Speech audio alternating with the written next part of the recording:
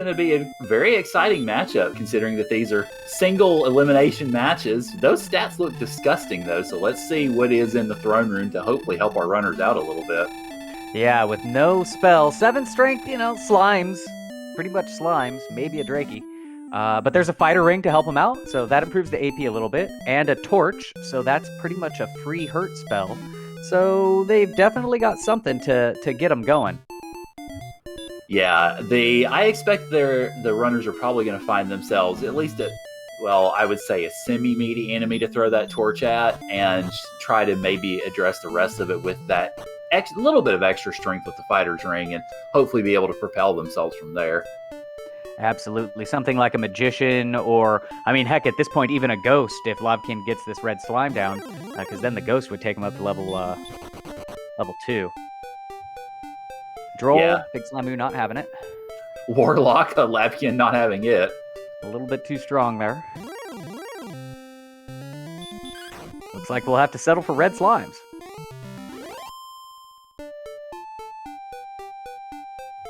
It's a good thing we don't need to cast any spells at the red slimes, because, they just sort of stop that in their tracks. Yep, and there's that ghost, and we see lavkian going straight for the torch. Probably not strong enough to do damage to it, but that does take it down, and so lavkian going to be the first to get level 2. Those stats are 1 power, 3 response speed, 0 hit points, 14 magic, and a spell to go along with it. Heal and radiant. Well, at least heal's nice for the healing, but that 1 strength and 0 HP was just a slap in the face. Yeah, absolutely. They're going to have to continue fighting these weak monsters just a little bit longer and hope for some better kind of strength there. Radiant, not too bad of a spell to get. At least if you're not comfortable bonking around, or if you just feel more comfortable in the light. I'm always happy to see an early Radiant myself. Yeah, I'm definitely the sort that I can't dark walk to save my flippin' life, so Radiant is definitely good, yes, but no caves to use it in quite yet, though. And Big Slamoo learns the hard way that those warlocks that we saw, they've got the Dragon Lord 2 breath.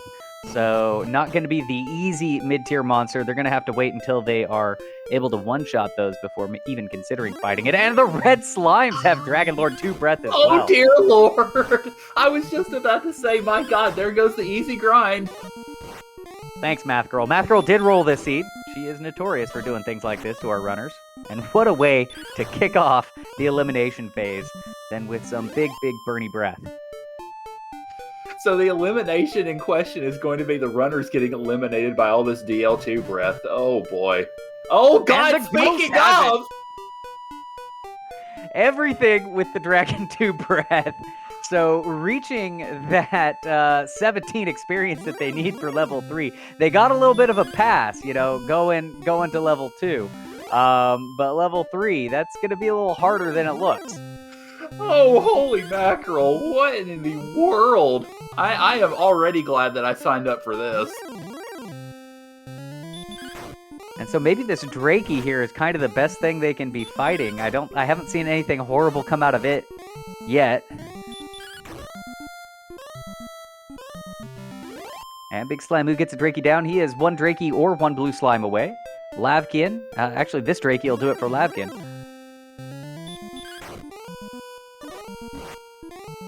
So I get the feeling with everything that our runners have seen so far, they may be wishing for a lot of everything right now just to be able to get the heck out of Zone 0.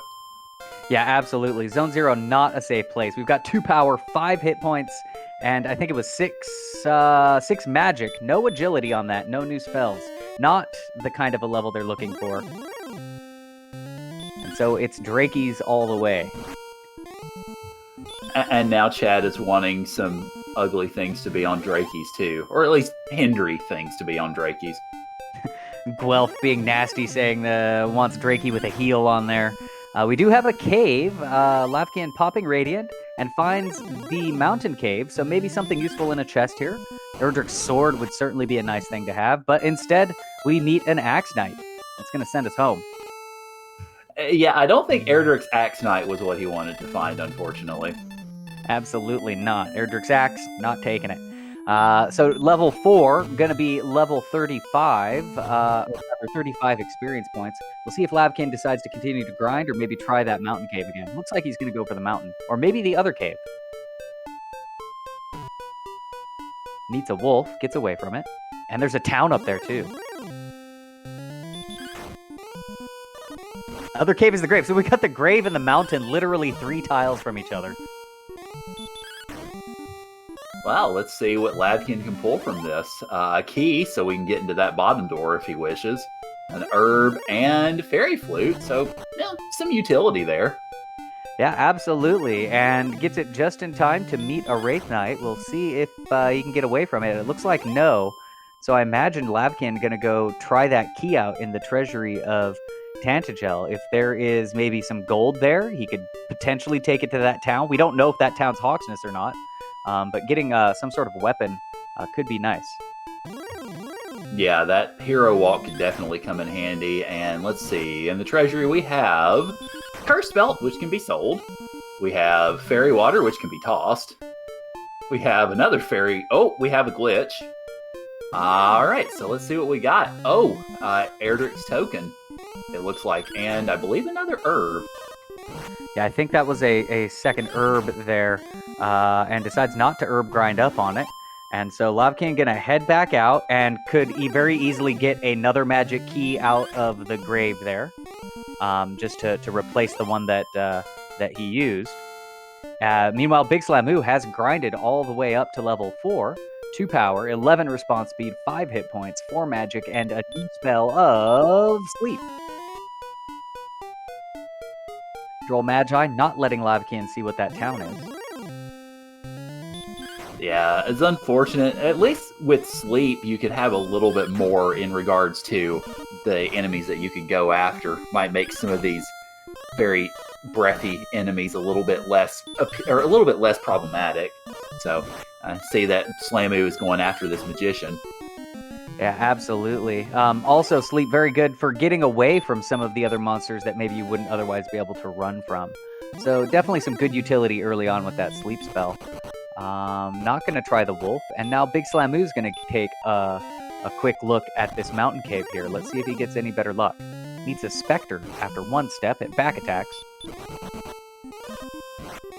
Fails the run. Fails it a second time, and the Spectres have Sleep. So it looks like Slamoo's going to be getting sent home. Lavkian also got taken down by, I didn't quite see what it was. I think it might have been one of those Droll Magi's.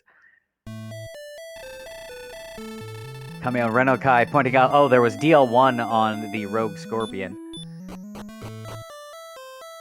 And just getting across this bridge has been such a challenge. Lavkin's tried it. I think this is the 3rd or 4th try trying to see what that town is. Yeah, of course, the silver lining to that is the runners don't have a whole lot of gold. So, in essence, any capital that they have right now is bound up in that cursed belt that Lavkin has. So, at the very least, I mean, obviously losing a little bit of time in those deaths, but then again, unbeknownst to Lavkin, so is Slamoo. So, it's pretty much a push at this point if Lavkin can get to that town. And if it is a town where he can sell that cursed belt, then I think we'll see a little bit more of a springboard. Absolutely. And floor 1 of the mountain now, we've established that there are Axe Knights, there are Spectres with Sleep, and there are also Red Dragons. Now, keep in mind, floor 1 of the mountain is also floor 2 of the grave. So there is going to be some nasty monsters in a lot of our treasure areas. Big Slamoo is over the mountain and is now going to check out the grave. We'll probably get his key if he can make it up to those chests. And there's green dragons in here. Oh, and it's Cantlin. So Lavkin can sell that belt, I think, and probably pick up a thing or two.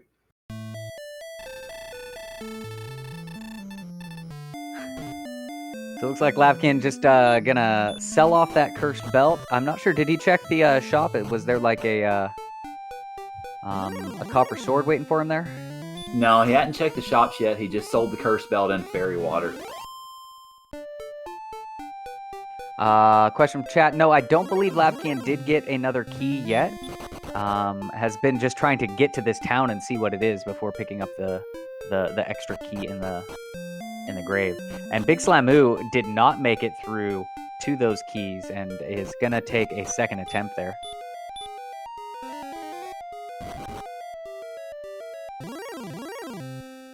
And it looks like lavkian also going for the key that he knows is there. Actually, no. Nope's out of it. Meets a green dragon on the overworld with... So we've got green dragons. We've got Wraith Knights plaguing the overworld bit. And then the cave itself. Both caves have pretty nasty Sherlock monsters in them as well. Yeah, Chad also pointing something else that I was actually going to mention myself, and that is lavkian sold the curse belt and the fairy water, got about 210 gold, and then didn't buy anything because there was at least a club and something else that was affordable at that top shop in Cantland. So I'm a little surprised that he didn't go back and get at least something. Yeah, it is very interesting. At least stock up on herbs, for example. You know, take care of all of your sundry shopping.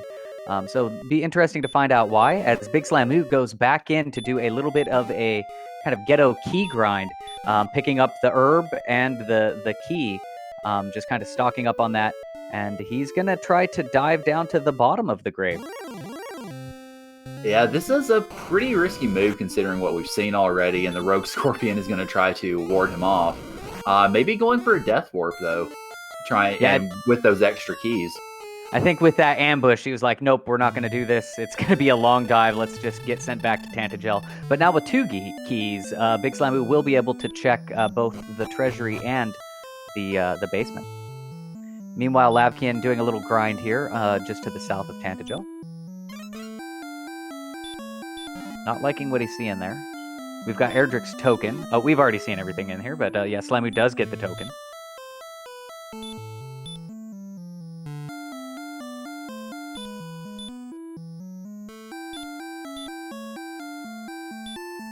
And I do believe that chest was herbs, as Slamoo does a little herb grind.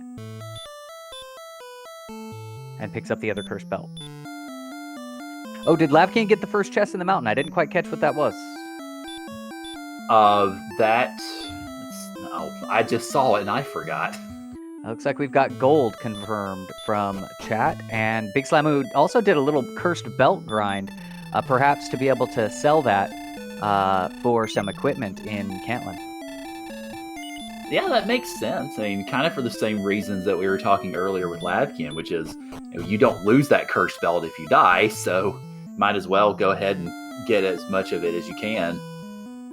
Absolutely. And lavkian unable to find any of the bottom chests as he meets one of those rogue scorpions that just refuse to let him run and sends him back to Tantagel Castle. Meanwhile, Big Slamoo going to check the basement. It is the Staff Trade-In Cave. And we've got a reset there. Wants to keep that key. He did save before going down, so that gets him his key back. And he can just nope right on out of there and knows to not go back until he's ready to get that staff traded, or that silver harp traded in.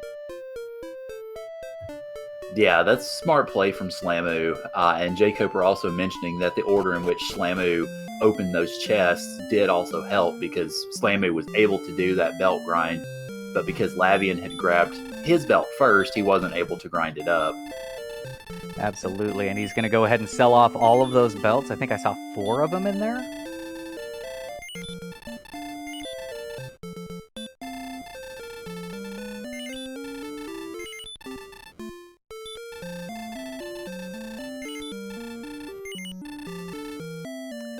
And we've got a Hurtmore on the Droll that lavkian was slowly taking down, and then it decided to show its hidden power. Oh, that has to be unfortunate, especially, like you said, considering that lavkian was trying to get that Droll down, and Droll is at least normally a decent opponent for this point in the game, but not with Healmore. Or Hurtmore, rather, sorry. And so we'll see what Big Slamoo decides to spend his money on. He does pick up a hand axe.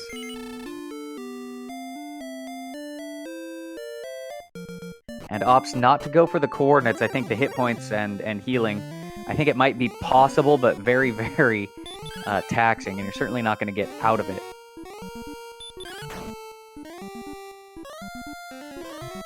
And Big Slamoo now trying to take on a Droll, but with that hand axe, he'll be able to do a lot more damage. Looks like this. Oh, and there's the Hurtmore. This Droll is heavy on the stop spell. He's able to take the Hurtmore, and he takes the Droll down. Yeah, good job. Just barely hanging on, but able to pull it off, especially with all that stop spell did certainly help, as you had mentioned. Rogue Scorpion, on the other hand, not what they're looking for. And it hits him with a Fire Breath, a Baby Breath. Double Baby Breath, and back to Tantagel.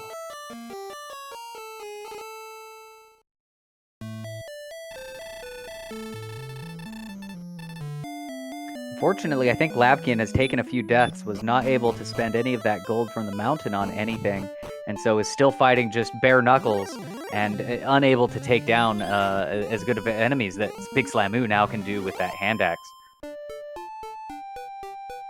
That 15 attack power makes a big, big difference.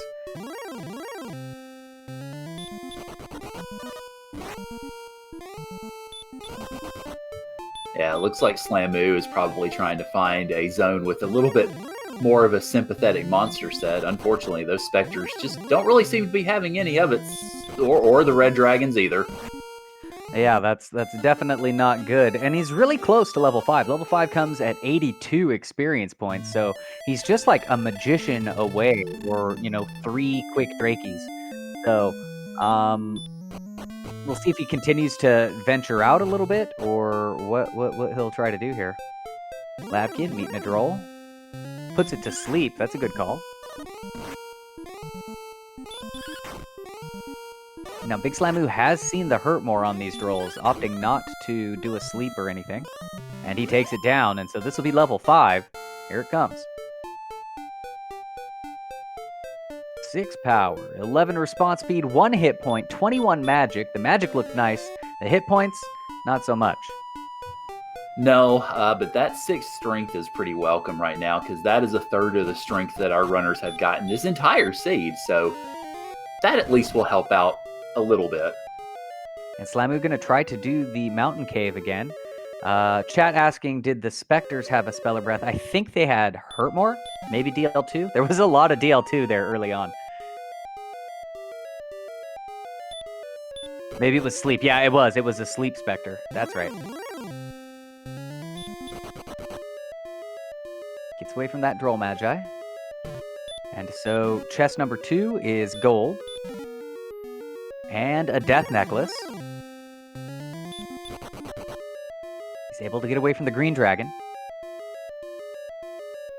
Solo chest is guarded by a Droll.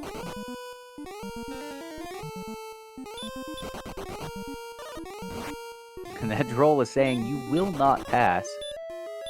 He searches it. It's more gold, so 3 gold chests in the mountain cave.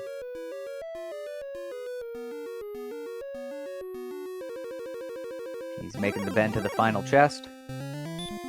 Droll Magi gets away.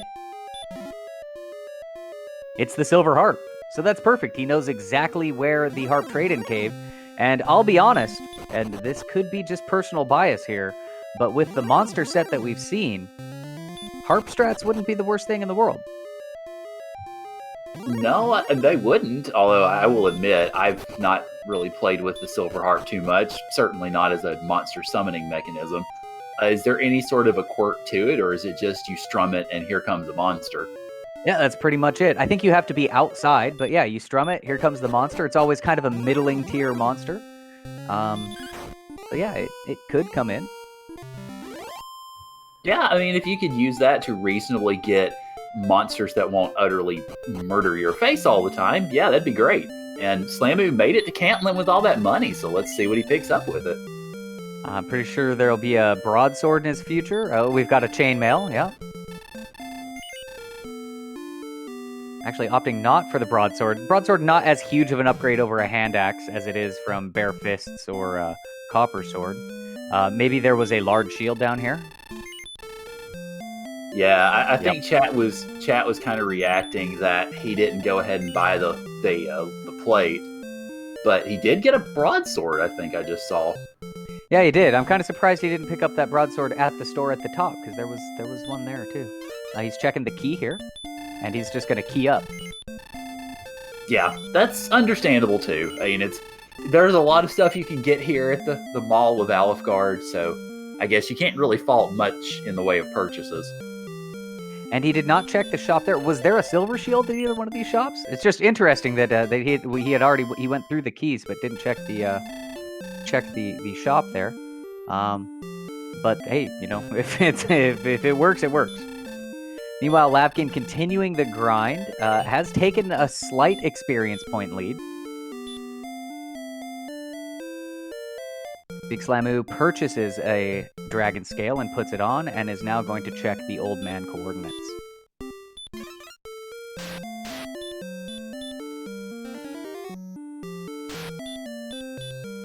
Oh, that's right. No gold grind, so likely no way to get the silver shield. That's absolutely right. So, yeah, a large shield early on, that shield will take you through the rest of the game if there's no gold grind available. Perhaps the next planned thing. And we've got 45 to the north and 7 to the west for our coordinates. That sounds like it could be reasonably countable. Just, I don't know if they've got the HP and resources to be able to do it now, but that still looks pretty reasonable. Yeah, from what we've seen from the map, that direction seems open. It's just all of the nasty monsters that are there along the way. And Big Slamu going to go ahead on that death warp, head on back, and take care of his small piece of homework by turning in the silver harp. So we won't see any beautiful harp strats on Big Slamu's side, but we've still got Lavkian to hope for.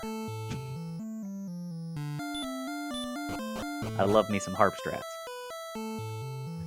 I was going to say, yeah, you are leaning on that, so maybe we will see that.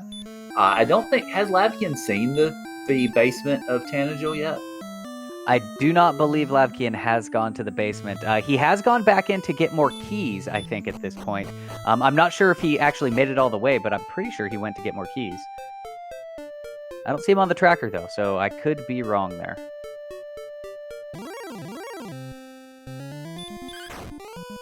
All right, so it looks like from the way that Slamu is walking about, I think he is trying that count. So we'll see if he is able to figure it out. You had a pretty decent setup as far as the sort of a landmark for the West count. So I think this is doable the way that it's set up. Absolutely. Meanwhile, Lavkian continuing this grind on whatever he can find here. Unfortunately, the forest seems a bit empty, but level... Oh, Green Dragon sending Big Slamu home. But where was that? Oh, level 6 comes at 165 experience. So, like, this Magician and one more will do it for Lavkian.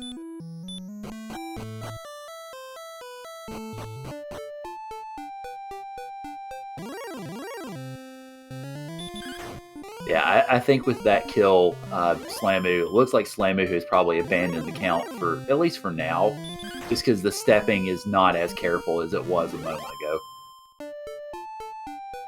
Yeah, absolutely.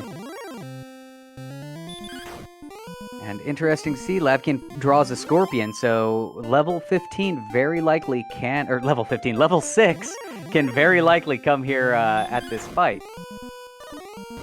I was going to say, if they could manage to pull level 15 out of that, holy Moses.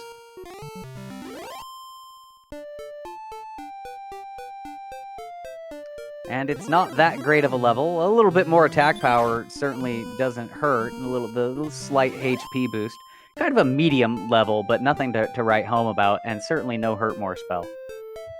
Yeah, I think this wasn't really what Lavkian was hoping for, unfortunately. And I think chat mentioning that with the sword, that Slamu is probably going to make up that gap pretty quickly. I'm inclined to agree. Yeah, absolutely, because he's just one-shotting most of these things that are right here that Lavkian has had to take several attacks to put down. It's still not enough to take down the Droll before it casts a hurt more, though. No, we're talking about him one-shotting things and the Droll one-shot him. In Dragon Warrior Randomizer, Droll one-shots you. And Lavkian gonna dip back into the mountain, maybe try to take another stab at it.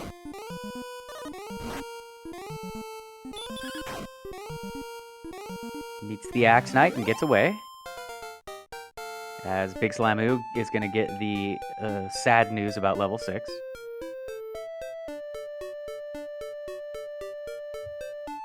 looks like lavkian is going for the gold chest again. So given the vagaries of the seed so far, we have not yet seen a full dive of grave, have we? We have not. I think Big Slamoo was thinking about it, but then got back attacked by something and decided to take a death warp and just use his keys that he had picked up for other stuff. As lavkian is making his way through the mountain, he's picked up his death necklace and his 3rd gold chest. We'll see if he can make it all the way to the silver harp. And Slamoo continuing the count here.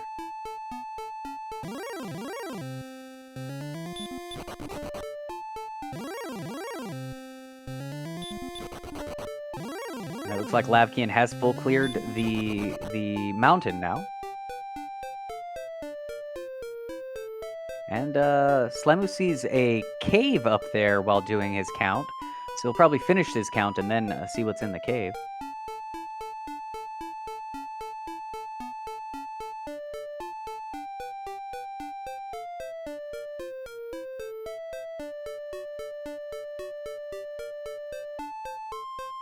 Chat noting the cave is also a good landmark. Like if he loses his count, he can kind of use that for where he is. And it's the Stones of Sunlight. So if this is the Rainbow Drop Cave, it's perfect. But it's not. It is Swamp South. Yeah, it'll be interesting to see where this goes. I mean, we haven't seen a whole lot of the world yet, but of course you'll always welcome a little bit more exploration knowledge unless a red dragon decides to try to destroy you. He does get the lucky run from the red dragon. Pops out the other side of the swamp and is going to take a peek around, see what he can find. Meanwhile, lavkian has taken a death warp out of the mountain cave. We've got metal slimes in a desert here next to this cave out on the other side of the swamp, just to the east.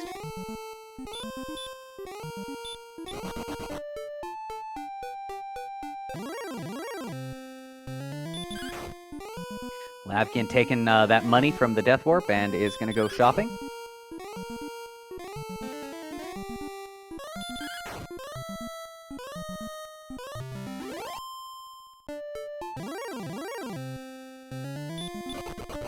Purchase a hand axe with his looted treasure and a chainmail.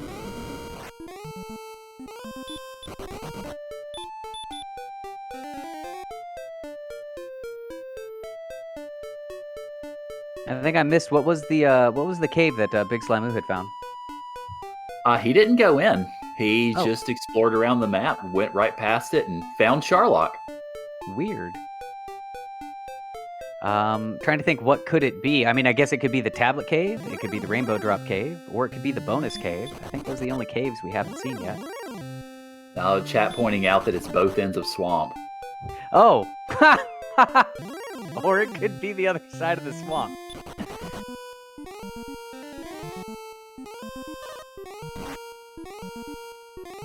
Whoever commissioned the digging of that swamp cave, big waste of money. There's clearly one of those like government cronyism jobs there. So yeah. Yeah, we have a resurrection of Tammany Hall or something like that. Precisely.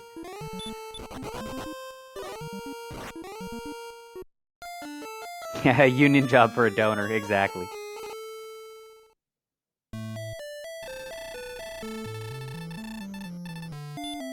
Donair Kebab?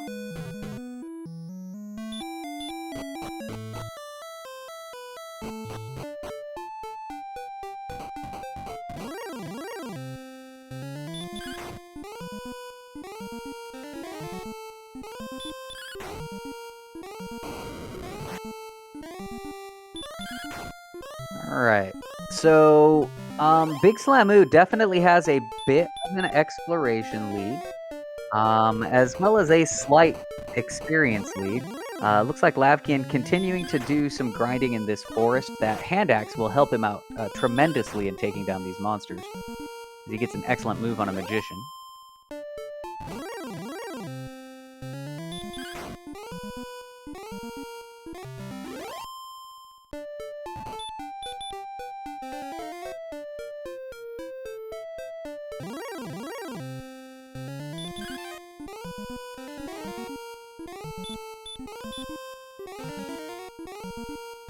And so we kind of have a slight divergent in strategy as well. We've got lavkian continuing to grind close to home, whereas Big Slamu just venturing out, looking for the rest of the world.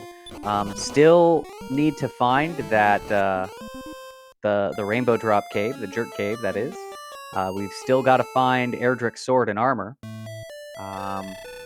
So there's still some locations out there and some items to be found.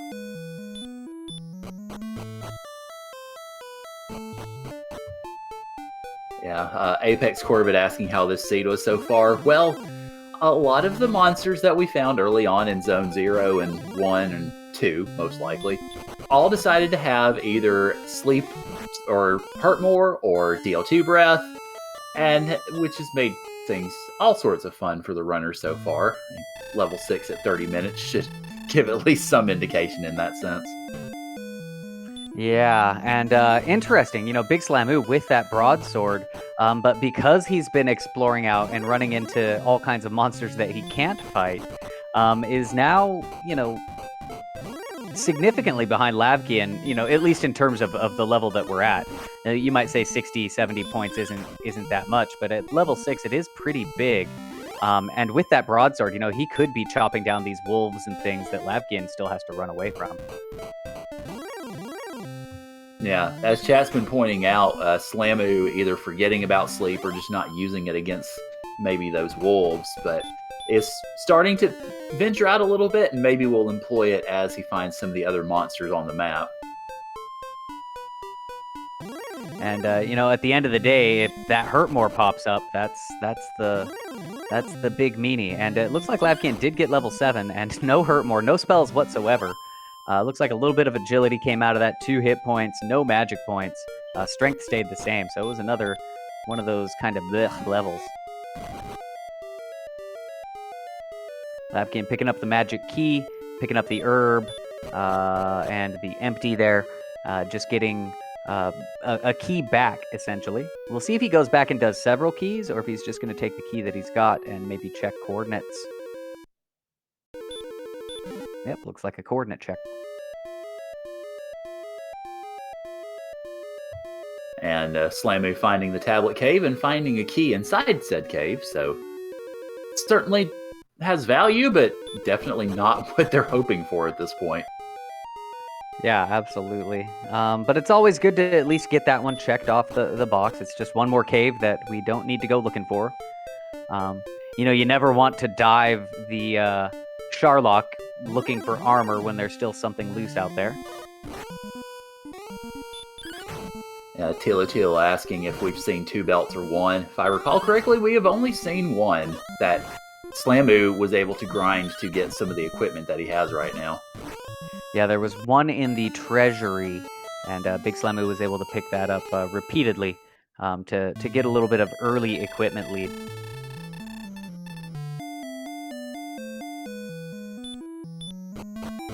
Yes, Math Girl happily taking credit for this seed, and it has been quite the seed so far. And so it looks like lavkian got the coordinates and then immediately took the death warp on the barrier tiles, and is now going to check, I think is going to go check the basement to see what's back there.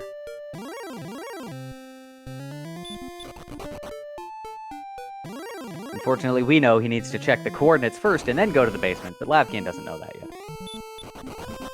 Right. I'm sure once he does get those coordinates, probably, and considering that they are fairly countable, I would say they'll probably go after them fairly soon. He already has the harp. Oh, that's right. The harp was in the mountain cave. The stones are what's on the coordinates. That's right. I had confused myself. And it looks like lavkian is making that count. I was going to say, yeah, any confusion is certainly understandable considering how fun this seed has been so far.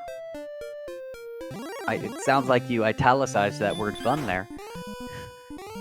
Italicized, underlined, bolded it, and put it in about 32-point font. There we go.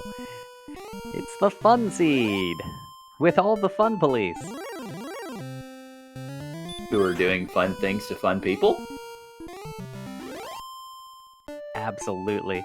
Big Slamoo, finally finding some things in his exploration that he can kill off, is about 20 experience points away from level 7. We know that's not a great level to be at, as Lavkian gets chopped down just a few paces away from the stone's coordinates, and is going to have to pace it out again, or at least find his way to a landmark and continue from there. Metal Scorpions have heal more.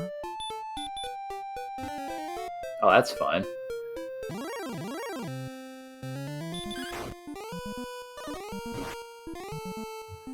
And yes, Chad asking who rolled the play-in seed. Yes, that was definitely High Spirits.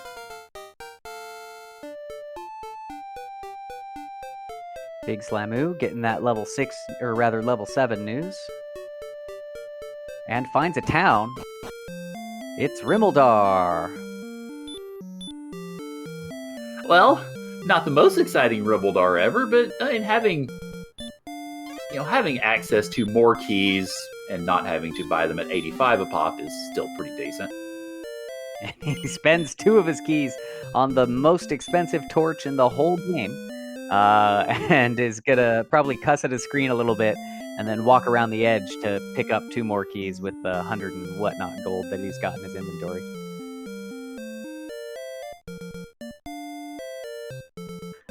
Yeah, for the cost of 2 keys, that torch had better be like, handcrafted mahogany handle with magic runes and gold-plated. What's the little bottom part that they put on the bottom of swords and torches and stuff? It needs all that.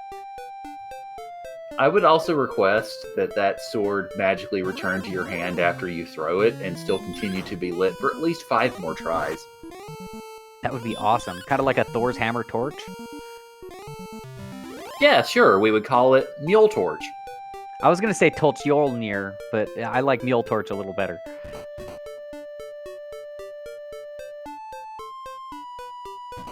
And we've got another town on Big Slamoo, so Slamoo really taking care of the exploration here. He's found Garanham. All right, well, we've got, of course, those 3 chests behind the door, and we have a cave behind that, so we could find ourselves the Jerk. We could find ourselves, actually, there's, I guess, not a whole lot left, really, as far as caves go. Yeah, it's, I think, just the Jerk and the bonus, the Vanilla Stones of Sunlight Cave. And there's another torch behind Garanham. Empty, which is probably herbs, and a wings. Lavkian searching around here looks like had missed the count a bit, and I don't recall if that's exactly the right place to be. I would tend to say no, that's not. It is the bonus cave. With a little bit of gold. Might consider going back to Rimmildar to purchase keys with that gold. We'll see what Big Slamoo does.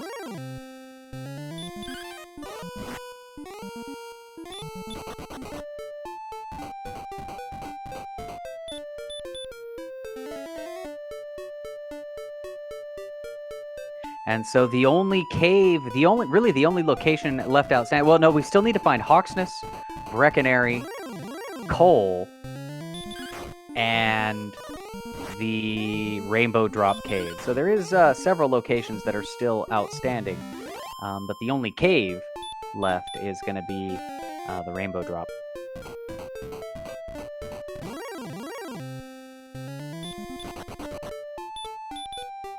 And having only seen one cursed belt so far, it's very possible that Cole and Hawksness are a bust. I was going to say, yeah, if both of those search spots end up being busts, oh my heavens, wouldn't that be something? Yeah, absolutely. I mean, we have seen seeds before in this tournament where you had both of Erdrick's pieces in Charlock, so it is a possibility. Yeah, absolutely. I've seen they can go both ways, right? They could everything could end up being in Charlock. I really like the seeds where you find everything before even discovering the grave, and you never even have to look for it. This is not one of those seeds. I was going to say, that's pretty much the dream, isn't it? Yeah, absolutely. Red Dragon says no to lavkian, sends him back. So he'll have to probably repaste that count. We'll see what he decides to do here. Chat talking about the issues kind of with the idea of rerolls and such and vetting seeds. The seeds are rolled shortly before the contest commences, just to make sure that everybody is on the same page and to make sure that there's no possibility of any sort of advanced knowledge for anybody. So it makes it a fair experience, and ultimately I think makes it a better experience just because everybody discovers it at the same time, and it's certainly great for everybody in the viewing audience to have seen all the lovely fun that y'all seen tonight. Yeah, absolutely. It would kind of spoil the fun if it's like, okay, here he goes. He's about to pick up the armor, because I know that that's what it is. I mean, I guess it's okay if we've seen it for one runner screen, but not for the first time that chest would pick up.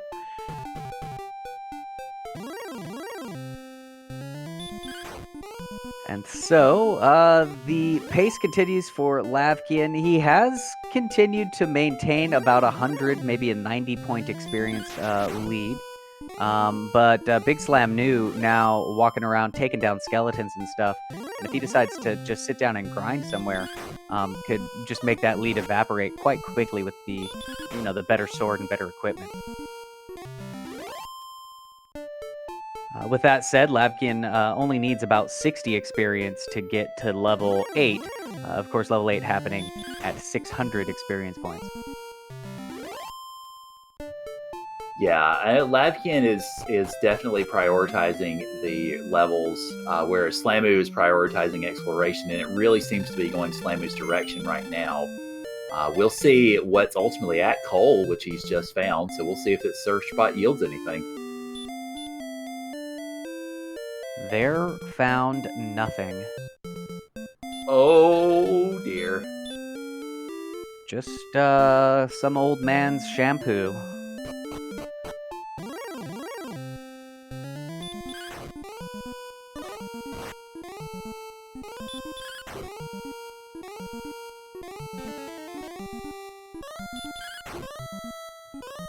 So, is this the first time that we've seen the skeletons have heal more, or did we see that before? It's the first time I've seen the heal more on it. It's possible that Slamu saw it before. Lavkian does pick up level 8, though. There's a new spell that came with that. It's the heal more and the return spell. Didn't quite see the stats, but it looks like it was pretty big. 11 strength, 2 agility, 1 hit point, 16 magic points.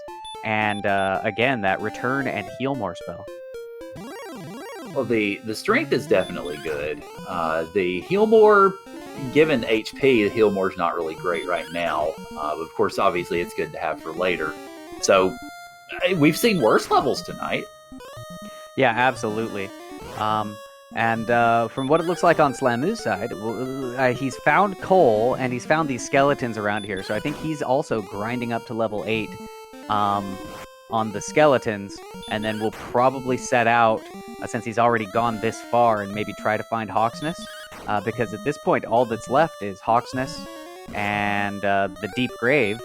Oh, and of course he also needs to find the Rainbow Drop Cave, so I guess there is a little bit more exploration outside of the treasure locations to go. Yeah, that's true. Now I'm sitting here thinking back. I mean, I know I asked the question earlier, but I was going to say, have we still seen Deep Grave yet? I don't think we've seen that on either side, have we? No, we have not. Again, early on, Big Slamu did try to dive it, but got stopped right before the door. He ran into something that did a back attack, and he decided, you know what, I'm just going to swing on this thing and let it send me home. He had just gotten keys, so that's kind of what set him off on this exploration path.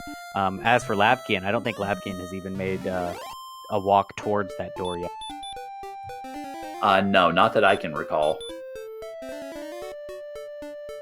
And there was that other town over in the swamp there, but he didn't go in. I'm not sure if we peeked in there and I just missed it, or what that town was. I mean, it's either Breckenary or Hawksness, I suppose. Yeah, I was gonna say Maybe neither is. Yeah, I was gonna say maybe neither is something Slamu wants to see. Yeah, I mean, Breckenary doesn't have much to suggest it, and Hawksness you can't handle right now. So yeah, I could kind of understand that hard 180 around it. I mean, he did see that it was a dead end on that side, so at least he knows not that he doesn't have to continue exploring through that swamp. Picks up the level 8, just a minute or two behind Lavkian. Gets a heal more spell out of it, and is now going to see what that town is. Lavkian finds... What cave is this? Oh, this is the tablet cave. Okay. Meanwhile, Slamu did find Hawksness.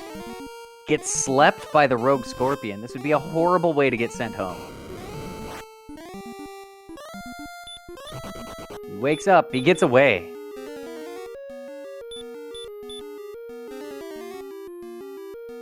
And so the 44 hit points here, I mean, it's kind of a big risk to try to take on this spike tile. I don't really think there's much that they'd be able to get through without a hurt more spell. I mean, aside from the knowledge of what it is, but you do lose all the exploration you've gotten to this point, unless he knows that it's all dead ends. Oh, all right, so we've got a golem. He's blowing the flute. With 53 AP, you're doing not a whole lot of damage to a golem. Yeah, I was going to say, you're definitely counting on, well, certainly not the golems casting Hurtmore. To be honest, Hurtmore's probably better than its fist. Because golems hit hard. And so we've got a golem death on the left, we've got a red dragon death on the right, and both runners get resurrected by King Lorik in the throne room of Tantagel Castle. We'll see where they go next. Yeah, chat pointing out that this is a good knowledge, and also asking maybe would it be a good time to go back into grave. And it looks like neither runner is choosing to do that at the moment. Yeah, a lot of runners don't like to dive the bottom of the grave. I mean, it is a deep cave, and having some levels to be able to like repel everything or hurt more just to deal with everything on the way down certainly makes it a lot nicer. Having the outside spell to get out, yeah, I probably, with only one location left, especially on Big Slamu's side, I'd kind of be wondering what's down there myself. Because if it does have the armor, that makes all this other exploration so much better. Yeah, there just aren't a lot of options yet, or aren't a lot of options left as far as how many chests do you have left to find the sword and the armor, and of course we're still looking for both, so yeah, I can see that myself. But then again, I mean, Slamu is wanting to essentially resolve that last location and make sure that the map is filled out, and it looks like that is now resolved. Yeah, I do believe that has to be our Rainbow Drop cave here. So Slamu, I mean, he's still got to dive the grave to see what's in those chests. Maybe go back to Hawksness if the grave is a bust. But in terms of Sharlock homework, Slamu is all set. Yeah, now it's really just a question of finding levels. And of course, I don't think either runner has checked that swamp grind yet, so we don't know what it is. Of course, we now know that it's a golem at Hawksness, so have fun with that. Yeah, Golem's one of the worst grinds, to be honest. Their hit points are just huge. Of course, you can put them to sleep with the fairy flute, but that's, 7 to 8 seconds of sound clip every fight. So it's not the best fight in the world. I would even say that red dragons are better grinds than golems, because at least you don't have to wait to put them to sleep. Granted, it does depend on what their moveset is, and the golem having hurt more, once they get stop spell, perhaps it could be an easier fight. But right now there is no stop spell, so that's kind of moot as well. It looks like Slamu, I think, was trying to sort of figure out what he wanted to do after coming out of that cave, but is having a little bit of trouble dealing with the wildlife, and the Wraith Knight makes his decision for him, essentially. Yep, he's going back home. That is the choice. And it looks like Lavkian has opted to just head right back to this forest and fight the monsters that are here. Maybe fishing for some wolves at this point. But he's, consistently getting some experience. Level 9's at 975. So, just plugging away towards that. And I think Lavkian really is just hoping for that Hurt More spell to bust this seed open. Yeah, I can understand that play, certainly, because the seed has just really not given them very much so far. And it looks like Big Slamoo now going to dive the bottom of the grave. I doubt we'll see him go to the top 3 chests. I think he's got all the keys he needs. Yeah, I would definitely just go straight for the bottom at this point. He is able to take on these Droll Magi's. Or maybe not. I think Slamoo thought he could take it, and unfortunately found out otherwise, at least with this one. Well, maybe he hasn't been tracking in his mind where the strength is right now, which is just abysmal. Usually you have that broadsword and you're at level 8, you think, yeah, I can definitely take down a Droll Magi. But with only 31 strength, you're not taking down a whole lot, broadsword or not. Yeah, Chad asking about remaining search spots. There is only one. We have yet to see the search spot at Hawksness because a golem is guarding it. The stones were at the coordinate spot, and Cole was a big fat nuttin'. Yep, Cole was empty. Big Slamoo has actually explored pretty much the whole map at this point. He's found every location.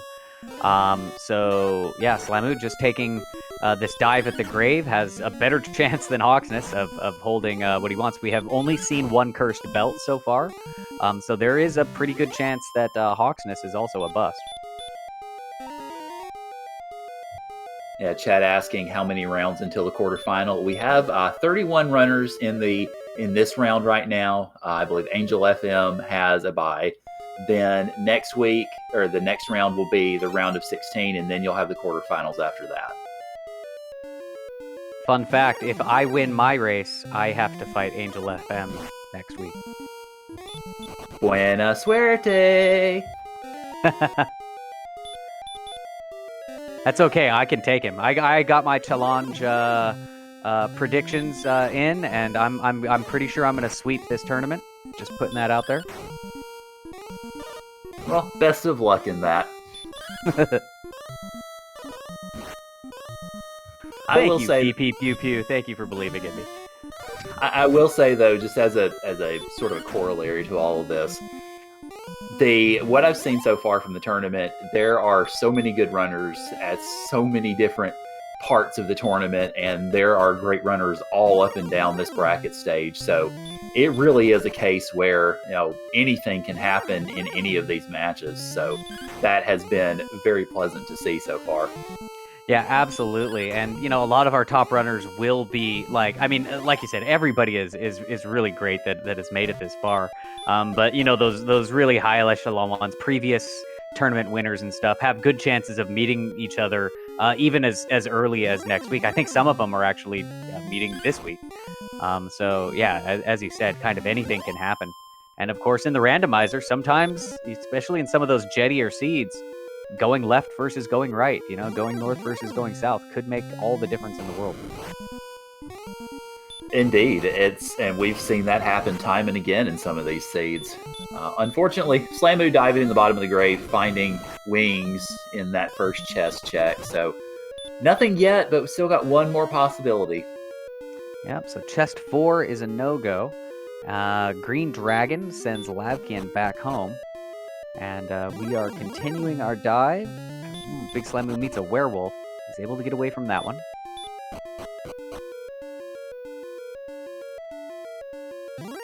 And is very, very close, but Red Dragon gets away from it. Red Magidrake. Fun fact, the name of the race room, the Racetime GG room that they're in, is called Awful Magidrake. So I'm glad Slamoo was able to get away from it before we could see just how awful this Magidrake is. Slight correction. Unfortunately, it's Artful Magic Wyvern, but that's a fun name too. Oh, is it Artful Magic Wyvern? Oh, see, you're absolutely right. See, I can't read. That's the problem. Is it really artful and not awful? Yes, it is artful. I'm looking at the URL as we speak. I just wanted it to be awful. That's what it is. Well, I mean, that's something that happens very often, just to sort of the English language. You fill in words, and when you want to see something, your brain wants you to see something, you see it. Yeah, absolutely. It happens a lot. And Big Slamoo, I didn't quite catch the bottom chest. I was too busy looking at how artful this Magic Wyvern was. I'm guessing it was an herb or something not great, as he is still down here fighting stuff, maybe looking for a Death Warp out. Yeah, considering that he was doing circles around the diamond room, I figure, yeah, probably something to that effect. And you know, these specters here are not bad. I mean, yes, they know sleep, but they seem to not be casting it much, and that's enough for Big Slamoo to get level 9. Picks up 2 power, 2 response speed, 18 hit points, 2 magic, no new spells. Lavkian had already hit that level some time ago, and is now in Rimmeldar and picking up some cheap keys at the Rimmeldar shop, and will probably use those cheap keys to get a very expensive torch. High Spirits saying in chat that now that nobody's picked him to win, he can finally win. It is worth noting that the winner of this seed, of this match, will go on to face the winner of High Spirits in Namanva. So, there you go.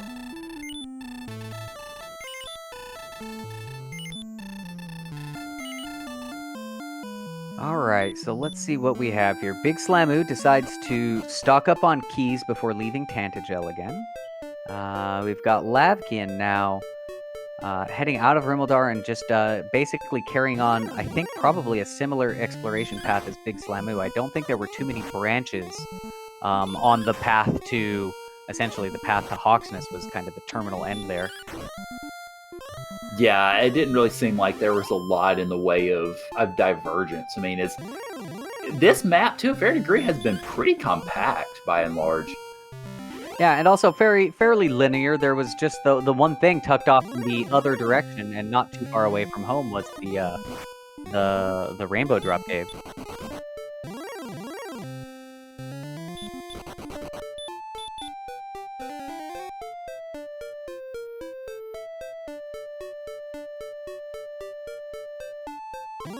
And Lavkian now stumbling across the town of Garenham.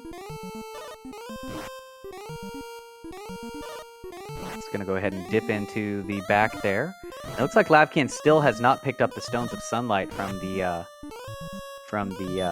coordinates, which doesn't matter too much for this exploration path. We know that the Rainbow Drop Man is not in this direction.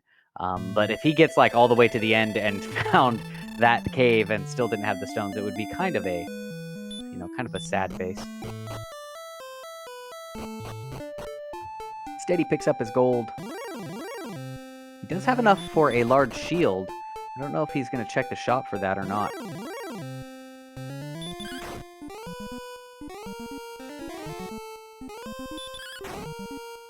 And yes, he does pick up a large shield in the town of Garenham. Oh, nicely done on the gold. Had just enough to pull it off. Yep, and enough to take a rest at the inn with 2 gold to spare.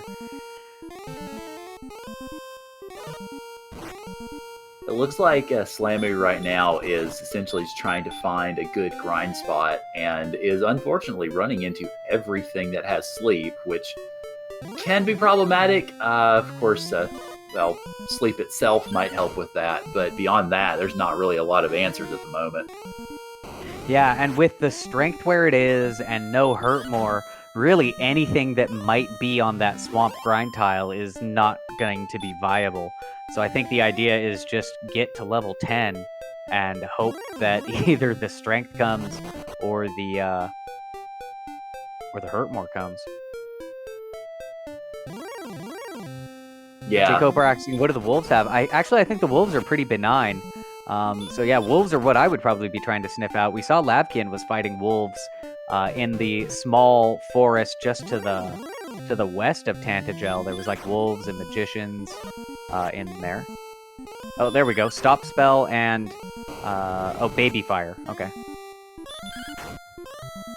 Yeah, that may be one of the more pleasant things we've seen so far, given what we've seen so far. Yeah, exactly.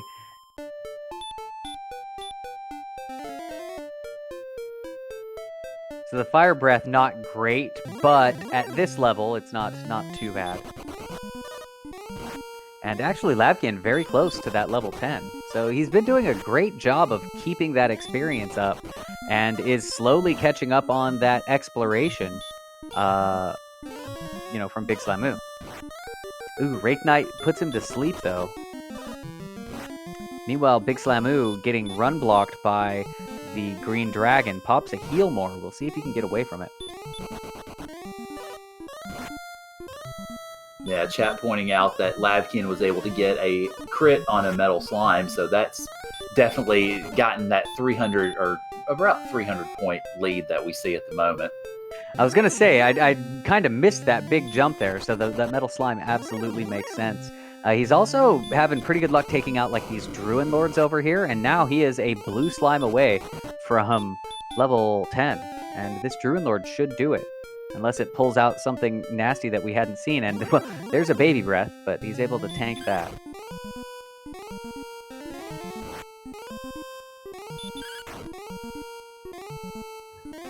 Yeah, chat mentioning that 300 XP lead seems to be a pretty big lead at the moment, and it certainly is. The runners have had a lot of trouble really trying to get established in that vein. But we'll see what 10 has for Lavkian. Let's see. 2, 0, 6, 3, and... I didn't see what that spell was. I think it was Hurt, though. Yep, the wrong kind of Hurt spell. It looks like these wizards seem fairly benign. Big Slamoo able is been fighting it for quite some time. It looks like they have the Hurt spell. So... It's a long fight. They are Sharlock monsters, so their hit points are kind of up there, and with the low strength, it's taking a while. Turns out they know heal as well, which is unfortunate. So, like, with a little more attack power, the wizards probably would be nice, but right now, I mean, he'd have to out-damage race the heal spell and hope that it doesn't cast it again. And he takes it down. 120 experience points. Yeah, that was certainly well fought out. Did cost a lot of time, though, and a decent bit of resources. Yeah, I don't think I'd be looking for more of those, at least not until I've picked up either Erdrick's Sword or a ton of strength. And No, Big Slamoo now in the swamp, so maybe gonna check. He has no resources, but maybe just gonna check and see what is the tile. Or maybe he remembers that there are those metal slimes in that desert just outside of the swamp.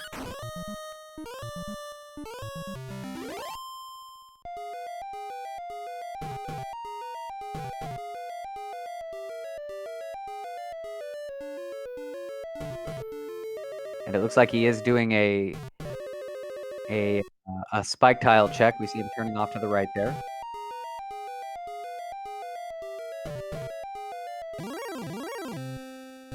And it's an Axe Knight. Once they get hurt more, this will be an excellent grind.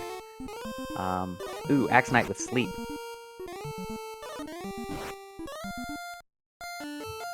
Yeah, that's definitely Hurt More and Stop Spell seem to be the two spells that our runners are very much looking for now, but just are not getting yet.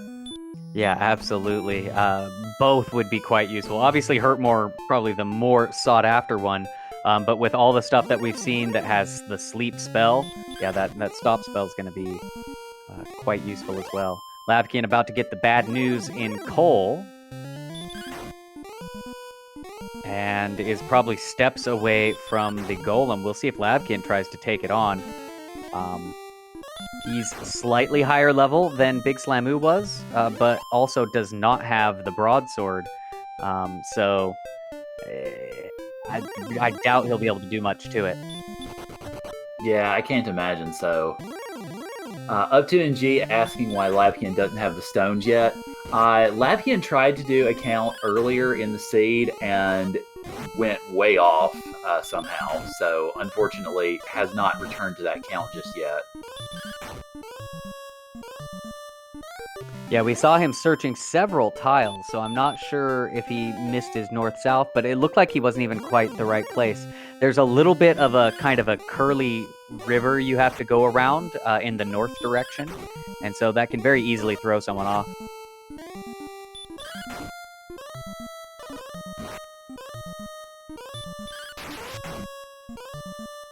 Got an excellent move on Big Slamoo's side to take down a Droll Magi. And here comes the Golem. It back attacks lavkian. He is going to blow the Fairy Flute, so we might see a Golem attempt here.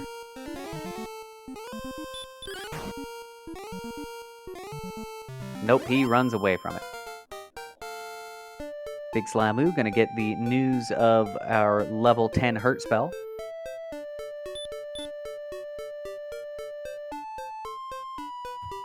And yeah, it looks like Slamoo has finally found, well, what was a good grind spot until the green dragon showed up and decided to try to smash him.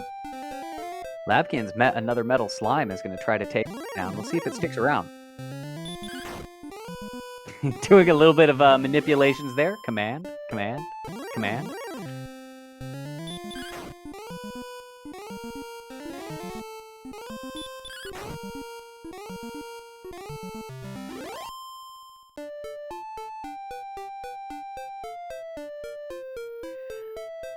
How do you make it command? If you just hit the cancel, the B button, it will ask for the command again.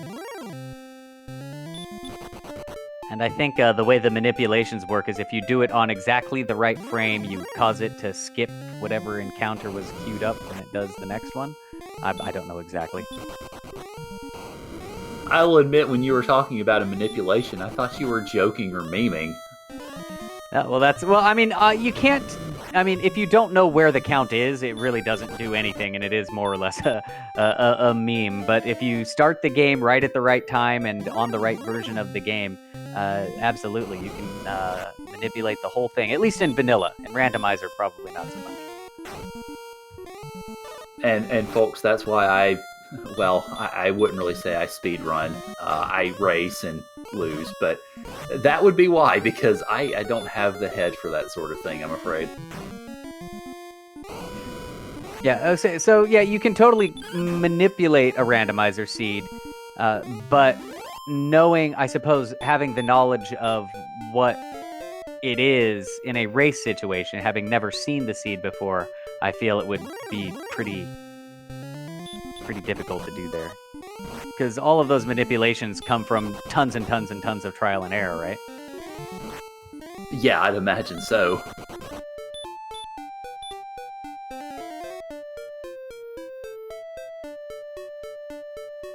lavkian trying to get away from this red dragon here.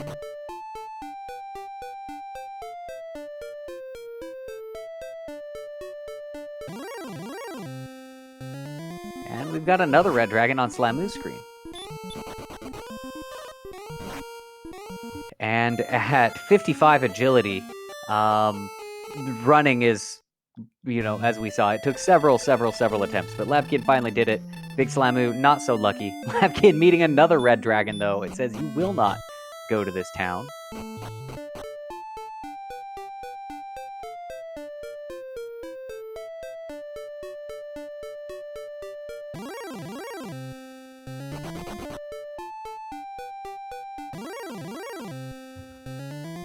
So, since we're about an hour 10 into this race, if you're one of these runners, how are you feeling right now? I think that you've got to be. I mean, look how even they are in experience. First off, which is Big Slamoo is catching up on that experience bit as lavkian's switched over to exploration. But I think in your mind, anytime stuff is slow like this, we're now over an hour, almost an hour and 10 minutes in. You've got to be worried that you're behind, but also you've got to realize that they're in the same seed as you. They're seeing all the same nasty stuff that you are. they're not seeing the hurt mores that you're not seeing. And so the only other thing you got to think is, did my opponent find a better grind? Yeah, that feels like that's really what's going to kind of break this open now, because of course we've mentioned we're looking for both Stop Spell and Hurt More, and of course they haven't come at level 10, so we also haven't gotten good strength gains or a whole lot in the way of HP, so yeah, I think a good grind ultimately will solve this seed. I would say that Slamoo has a little bit of an exploration lead, given that Lavkian has yet to be able to find the Stones of Sunlight. But other than that, yeah, it's mostly just trying to find a grind and making it work. Yeah, absolutely. Lavkian just needs to find those stones on the coordinates. He also hasn't found the Rainbow Drop Cave. And I suppose if he decides to, he hasn't dived to the bottom of the grave. We know that that's a big one. That could all change very, very quickly if Lavkian gets this pace off and is able to find his stones. And chat mentioning that it looks like Lavkian may have written those coordinates down wrong and is looking to the east instead of west. So I think that might be where our issue was the last time too. I see. Well, if he continues going to the west here, he should find it. It looks like it's probably on the other side of that river, maybe just on the other side of it. It's only 14 paces from where he was, right? Yeah, well, chat mentioning, I think Oh, it's to the west, not the east. Yeah. He's going the wrong way. Sorry. Yeah, no, that's fine. But yeah, chat was mentioning that it's right around where the swamp cave entrances are. Oh, that's right, because that's how Big Slamoo had seen those swamp entrances. And so that's got to feel really bad if you're Lavkian right now. It's really easy to write the thing down. I know when I write it down, I always look twice. I write it once, and then I'm like, okay, 44 north, 7 west. Because I've made that mistake several times myself. And we've seen this mistake come up in this tournament a few times as well. Yes, we have. So at some point, you've got to cut your losses and just go back and check, did I write it wrong? And he's continuing to search this line.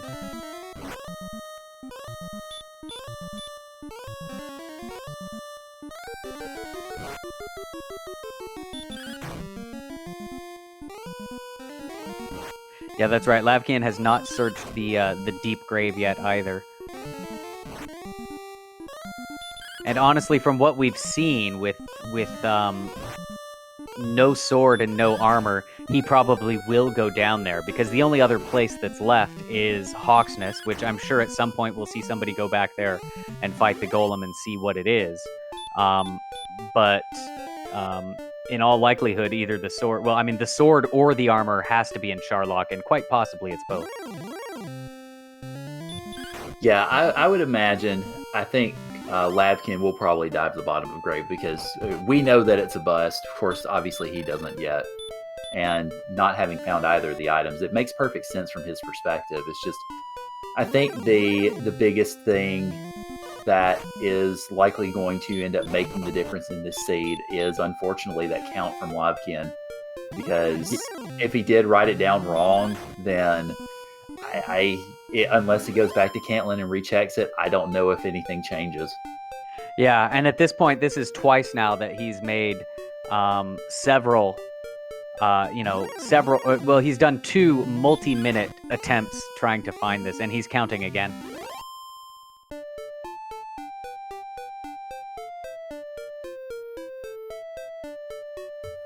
I will say, though, of course, chat's kind of letting him have it, which I can understand, certainly from a viewer perspective.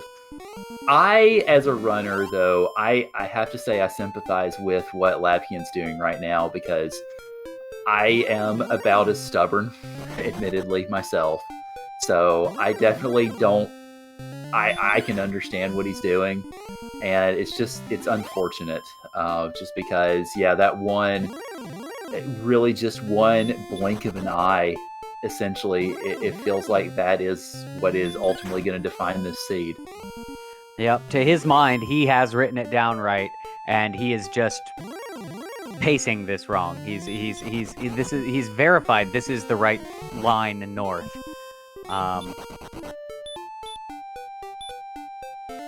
And unfortunately, we know he needs to wrap around, the other direction where that lake to the west branch, so that he can get on the west side of it. Yeah, it's especially. I mean, of course, we talk about races and pressure in terms of races all the time. Of course, it's worth noting that this race is one and done.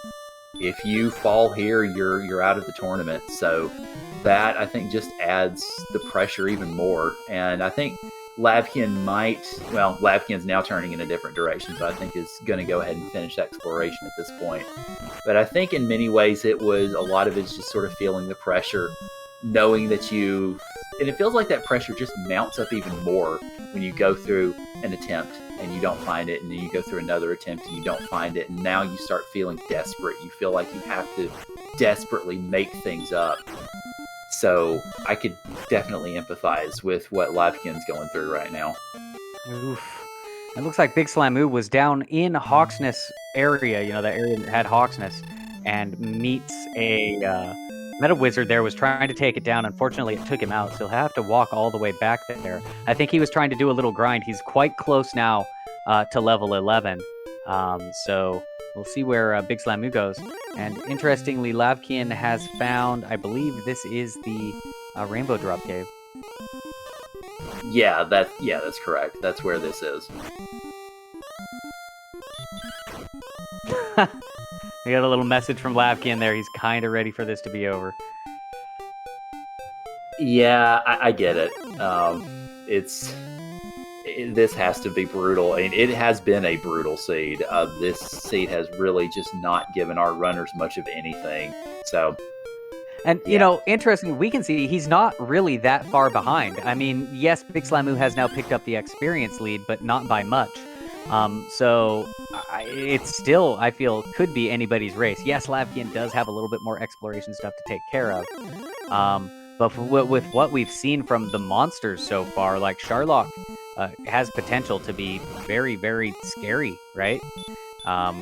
We still haven't seen what Armor Knights can do.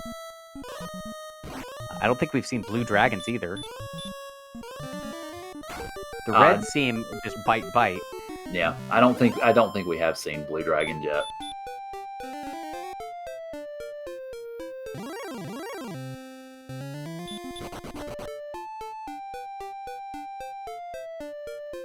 And of course, if it's one of those bubble levels, where it's, just barely go, and if you lose any resources, one poor run or, a couple of low rolls on the Dragon Lord could mean a complete redrive. So again, it's totally anybody's race still.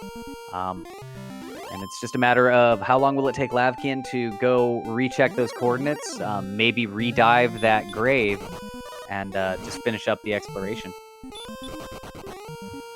And a P mentioning in chat about being an underdog in every casual race. I feel you.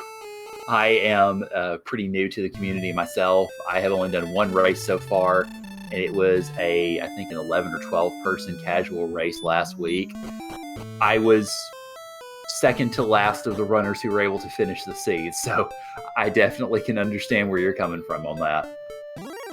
Yeah, this is definitely a game, I feel, in terms of randomizers, right? It's a very easy randomizer to grasp. There's only 2 major dungeons, I guess 3 if we count Sharlock.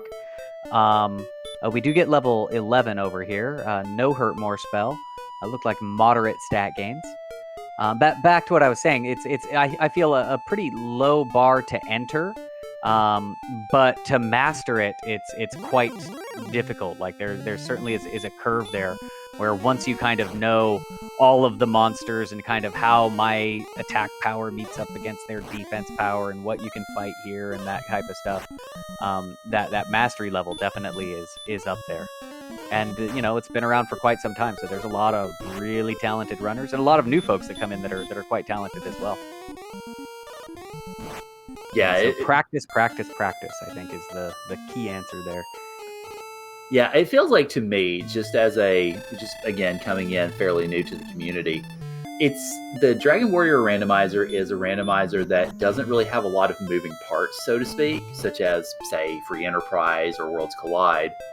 But it's definitely the mapping, the cartography, being able to sort of navigate where you're going, and whether that's overworld or trying to vault caves, is, I think, one of the big skills of this. And so that's why, for instance, you'll see so many people, for instance, talking about Ness cardinality, because Card is certainly one of the best cartographers in the community, if not the best. And I think that's taken him a long way. And that is also the case for a lot of the other great runners in this community as well. So it's definitely, it's been a good community to get into. For anybody who is new and wants to join, I would certainly encourage you to do so, because people have definitely been very open and accepting of me coming in and just jumping into the commentary booth from other communities. So I've very much enjoyed it. I found it to be a good community, and I think a lot of other people would too. Absolutely. Unfortunately for Lavkian, he got taken out by a red dragon right after chest 4, so still has not seen the very bottom chest of the grid. And it also looks like he is pacing out some counting again. We know he needs to go to Cantlin and talk to that old man, and he has turned to the east again. I believe he needs to go west here in order for it to go the right way. You know, maybe if in his mind he's like, maybe I reversed the east-west. We'll see what happens.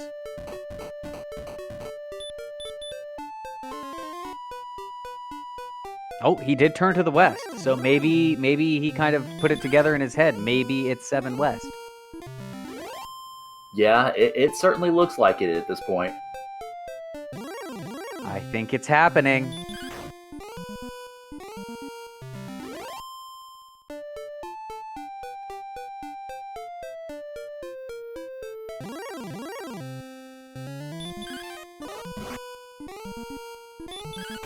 And there it is, Stones of Sunlight for Lavkian. So I'm really glad he figured that out. And now he's just got to take care of everything. He's going to wing back. He's going to turn in that homework. Actually, he's not going to wing back. He's going to see what is this cave here. Yeah, so this is definitely good to see from Lavkian. And of course, we were just talking earlier, that experience lead is only about 200, I think, at this point. So it's been a slog, absolutely. But now that Lavkian has found the stones, and of course he knows where the turn-in cave is for the rainbow drop, then this is still within reach. Yeah, absolutely. It's just a matter of what are we going to find? He's going to find out very soon when he goes to the back to the east there, that the very short swamp cave. But there's a metal slime for him. It runs away. We've got Big Slimu fighting a wizard over here. Lavkian gets his Charlotte sighting. And Boletta asking if we'd seen Swamp Spike. It was an Axe Knight with sleep. Yeah, so, I feel once they get hurt more, that Axe Knight might still be a pretty good grind. I feel like Axe Knights are about 75-80% of the time a single hurt more will do it. So if it turns out to be a 75% sleep Axe Knight, then maybe a little worse. But probably the best thing we've seen so far once they get some hurt more. That or just killing stuff in the overworld.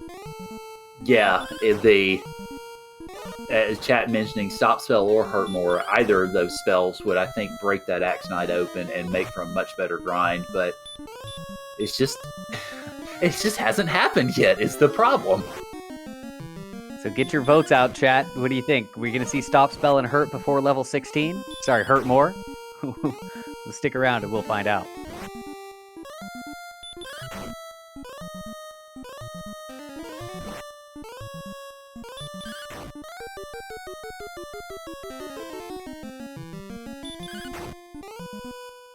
Boy, when the wizard is your best thing to grind, that's unfortunate, to say the least. It's rare. I very rarely fight wizards. I mean, I'll do it sometimes, but it's certainly not something that I seek out, And Big Slamu's been pretty successful on him over here. Yeah, the way that I treat wizards is pretty much to echo Monty Python and the Holy Grail. I'll bravely turn my tail and flee. Yes, exactly.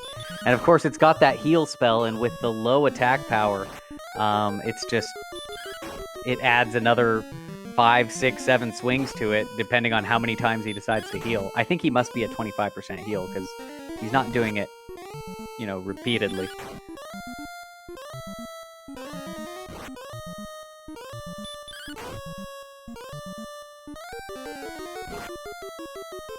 Lavkian down here taking on the Drolls and looking for more wolves. This forest has been kind of Lavkian's go-to spot. Quite a level has been gained right here in these 2 tiles. Yeah, this has definitely been the linchpin of all most of the experience that Lavkian's been able to get. So, in chat mentioning that this may very well be the better grind, I think it would be if the wolves were more common. Of course, the Drolls the Drolls give a bit, but certainly looking for those wolves more than anything else. See, both of our runners rushed to turn in their silver harp. We all know that the best grind is inside the harp, but Lavkian does pick up level 11 there. And looks like he's gonna head out and maybe heal up. I'm not sure. You're going to be advocating for this harp grind until the end of the seed. I am. It's my. I ever since I think it was my week 4. I spent half the seed inside the harp, and it was great. And now I'm a convert. So how pray tell do you spend time inside of a harp? I don't think this is Dragon Quest VIII. Well, when you play it, it brings you a monster, and I consider that the harp zone because it's its own zone pool of monsters. So I guess inside the harp zone. All right, fair enough.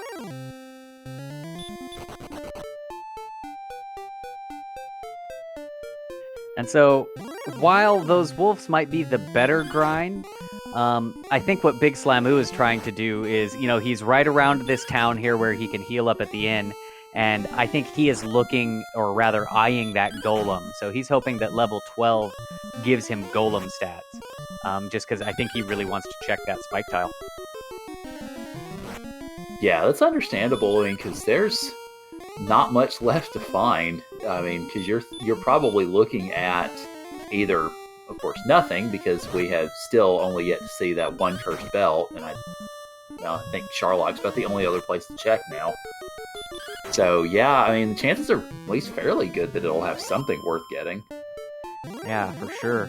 Guelph asking, Wraith Knights have sleep, and yeah, I mean that tile. I mean, it might have nothing, and that's the thing. But you can't just leave that empty. Not with sword and armor, outstanding. You've got to get that golem taken care of. And if it turns out to be, I'm not sure. I mean, obviously, what they want is the armor. The armor is what's going to make the Charlock dive better. But with this horrible attack power, they certainly wouldn't be sad to see a sword either. Yeah, it's worth mentioning that Slamoo is just under 2,000 XP away from level 12, so this wizard will get him most of the way there, albeit ploddingly. Yeah, he's essentially 2 wizards away. Lavkian making a second attempt at the bottom of the grave. He did get to chest 4 before and then got stopped by a red dragon. And so is just going to go ahead and bypass that spot and head straight on down.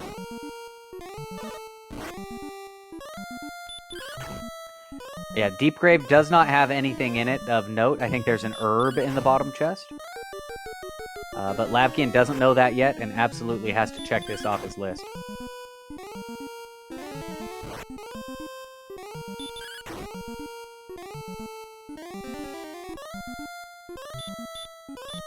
And there's that heal from the wizard. And Big Slamoo counters with a heal more. He's like, I'll see your heal, and I'll raise you 1 heal more.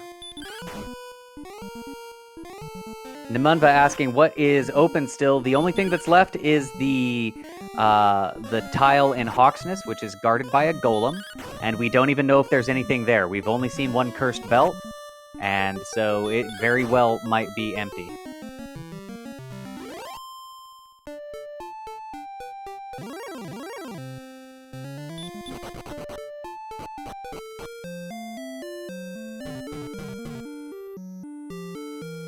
And Big Slime gonna top off. He's got some gold here, maybe a half plate? Or that, oh, he has already picked up a large shield. And it looks like there's no half plate for sale here.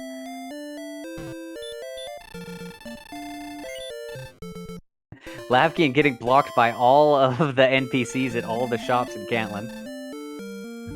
I was going to say, as though Lavkian needed anything else to troll him this seed.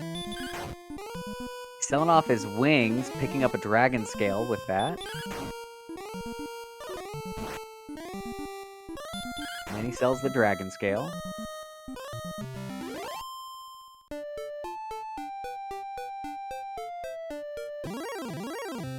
And P asking, we've only seen one cursed belt. That is correct. We saw that, I believe, in the Tantagel Treasury, because Slamu actually grinded cursed belts to be able to get some of the early equipment.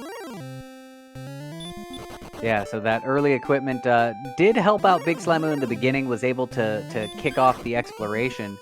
Lavkian, for the longest time, had a bit of an experience lead, but just had an unfortunate situation of searching to the east instead of the west for several paces for his Stones of Sunlight. But Lavkian has essentially caught up in terms of exploration. Still needs to turn in his Rainbow Drop, but he knows where that is.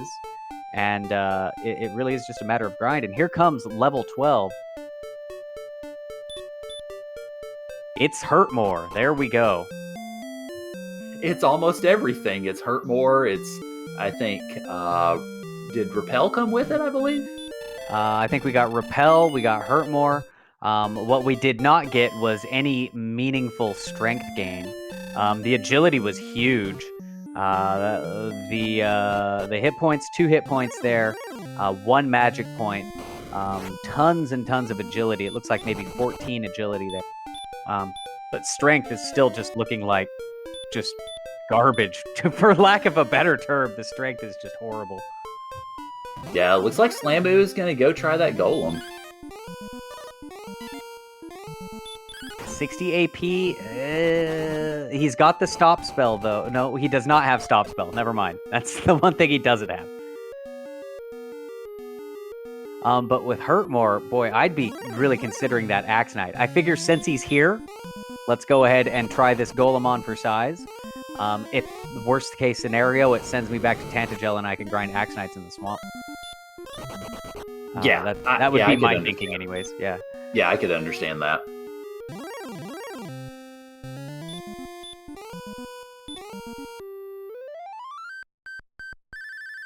But still, at 60 attack power, he's going to be lucky if he can put 10 damage in a swing here. Oh, he hit it for a 14, so he's doing a little better than I thought. Of course, it knows Hurtmore. Hurtmore better than at punching.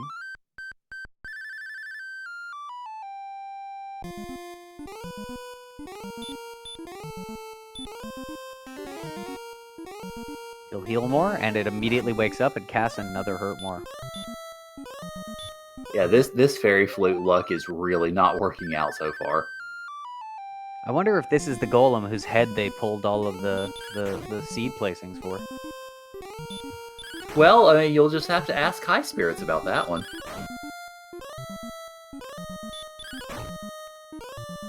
Alright, so Slamu finally gets a decent run of sleep on this golem. Looks like he got a good 5 or 6 swings in a row there. It wakes up, pops a Hurtmore. He'll go straight back to the Fairy Flute.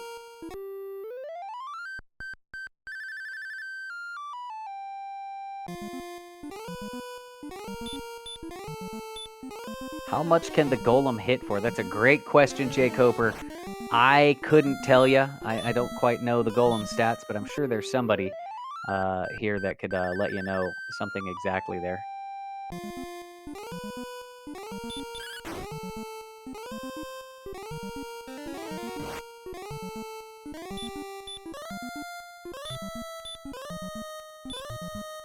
I have to imagine Slamu's got to be frustrated right now, because I think there's only been maybe one sequence in which the golem has not woken up after the first turn.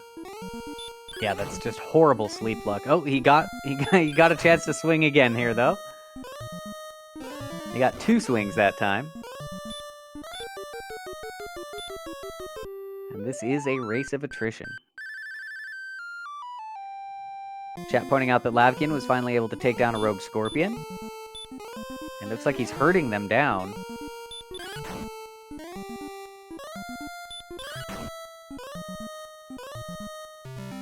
And Golem goes down. We're about to see what's on this spike. It is Erdrick's armor. That's huge. And Slamu going back for more? Maybe going back for a Death Warp? I'm not sure. He's not using that Fairy Flute anymore. Yeah, I think this changes everything, because now I think Slamu can confidently go grind off that Axe Knight. Has, of course, everything to get into Charlock. I think it's time. I think Slamu is finally feeling ready to just take off. Yeah, and that Hurtmore is going to make the Hurtmore plus armor, all within, 4 minutes of each other, maybe 5, because that was a really long Golem fight. Is going to really just propel Big Slamu here. Lavkian not too far away from the Hurtmore spell either, but does still have a little bit of, he would need to go all the way back to Hawksness to take on that Golem, and that might not even be his first play once he gets Hurtmore. Yeah, that would be understandable too, because given what the seed hasn't given us so far, which is frankly much of anything, I would imagine Lavkian could very easily be thinking, okay, now once he gets Hurtmore, okay, now I can finally get some levels, and I desperately need those to be able to maybe take on that Golem. So I could definitely see that approach too. Yeah, exactly, because he will see that his attack power is still abysmal. And so, yeah, fighting the Golem, Big Slamu was planning on it. That's why he was doing his grind around, around Cole, which was right next to Hawksness. But now with Hurtmore, it's Axe Knight time. Yep, so our next level coming up is 4125 for level 13. So we'll see what that works out to if the Axe Knight doesn't sleep him to death. Yeah, the sleep is unfortunate. And, the agility, they shouldn't be back attacking too much, but Axe Knights are known to do back attacks. So, that is probably the main thing to look out for. Furthermore, the Hurtmore doesn't always burn it down in a single blow. Again, I feel like it happens probably a good 80% of the time, but every now and again, it doesn't quite do the trick, so that gives it a chance to cast Sleep. And we've seen him do Sleep a few times now, so I'm kind of feeling like it's 50% or better in terms of the Axe Knight's Sleep casting. Yeah, I tend to agree. I know chat was mentioning earlier about that Golem being 75% Hurtmore. That certainly made sense too, as little as that Golem was punching. And Lavkian now fighting a Droll Magi, and if he can take this down, which he should be able to do, he'll get the news of level 11 as Big Slamu, or rather level 12, as Big Slamu picks up level 13, gets a whopping 0 hit points out of the deal. Other stats were a little better, but definitely still got to keep grinding.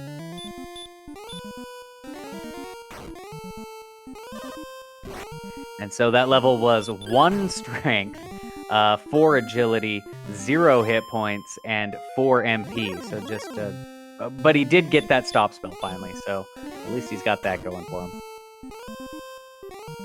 I was going to say that was probably small comfort at this point.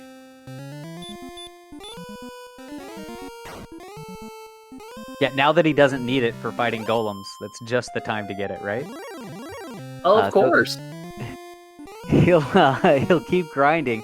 Level 14 is at 5,625 experience points. And again, on this Axe Knight grind, it will come very quickly.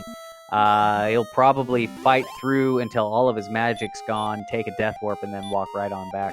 Oh, no, it looks like he's going to outside to restock on materials instead. Yeah, that's of course understandable, especially since we know that the two halves of Swamp Cave are within about 10 paces of each other. Well, and at this point, if it's a very, very long grind, like if they go to like level 18 or something like that, if you can do it without dying, you could potentially get yourself a natural silver shield out of it. Yeah, chat's been counting up how many Axe Knights would it take to get to Silver Shield money. It's a pretty big number, but it's a number that may very well be within reach if they have to go, well, that far. With strength as poor as it is, I mean, if they keep getting these 1 strength levels, I think I saw a prediction that there would be 70 strength at level 22. Boy, they hope they don't have to go that far. Well, I was going to say in that case, I may have to modify my plans for tomorrow morning because, we might be seeing in the beginning of the next day on all of our time zones at this rate. It's only 9:40 right now here at the West Coast. So I hope it doesn't go that far. I was going to say at this rate, though.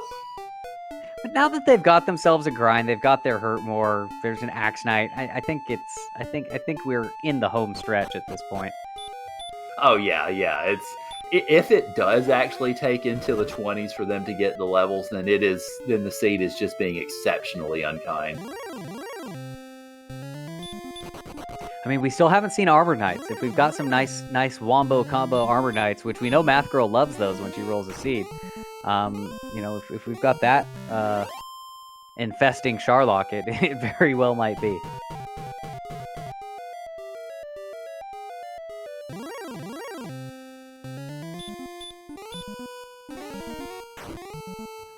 So I find it interesting, Slammu, of course, taking this Axe Knight grind. Lavkian going ahead and going in sort of a mountain grind, if you will, against these green dragons and other enemies. This, admittedly, is a little curious. Yeah, I don't think Lavkian ever checked the spike in the swamp, so I don't think he knows about the Axe Knight there. Remember, he just found the swamp when he found the Stones of Sunlight just a little bit ago. So I don't think he knows that Axe Knight is there. Whereas he has seen just Sharlock enemies all over the place in these mountains and in this overworld. Unfortunately, that Axe Knight that he finds in the mountains puts him to sleep and sends him home. Yeah, that was a Hurtmore miss, unfortunately, was the cue on that one. Looks like we got level 14. Yep. 8, 2, 3, 10. Better than last time, but still not great.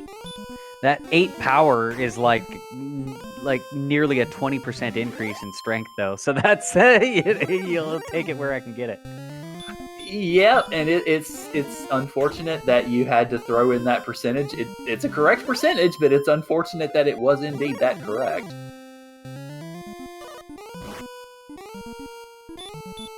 And so the grind continues. Big Slammu is going to be looking for 7,500 experience points to get to level 15.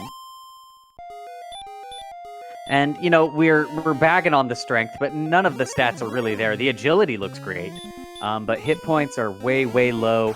Magic points with the strength where it is also pretty low. Obviously, if there's a huge strength gain, that changes the game in terms of how many magic points you need. But as far as hit points, they're looking for a minimum of 97 to be safe. Now, there are some runners that might take a little bit more of a risk and go at something like a 96 or a 95. But 97 is the point to where you can take 2 Dragon Lord breaths. Or rather, take a Dragon Lord breath, swing, take a second Dragon Lord breath before you have to do a heal more. And chat has been speculating as to when we're going to see the strength bomb.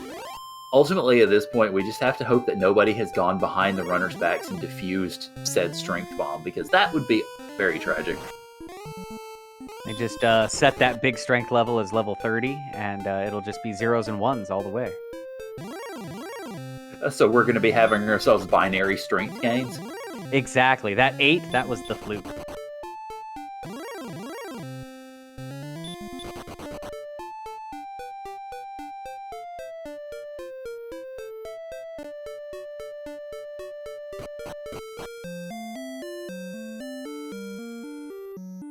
A broadsword is what, 20 attack power, I think? Oh no, wait, we can figure it out here. It's looks like maybe 20 attack power because he's got the ring on. So Erdrick's sword will add 20 more. Erdrick's sword is 40 attack power. So just trying to figure out where their attack power would be with the sword. You could tack on a 20 to that attack power you see on Big Slamoo's side, and that would be his AP with the sword once he finds it in Charlotte Castle. Which unfortunately gets him no damage against the Dragon Lord as of this point, but yeah, still certainly something to keep in mind.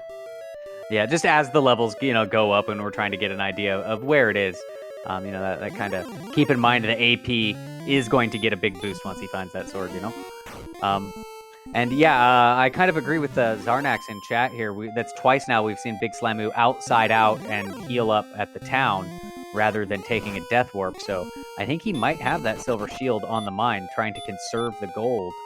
Because if this does go the distance, and as levels get further and further apart, it's a better chance of getting enough gold for a silver shield. Especially with the mountain cave having 3 gold chests in it, it's a quick dive to grab another quick, 1,800 gold right like that.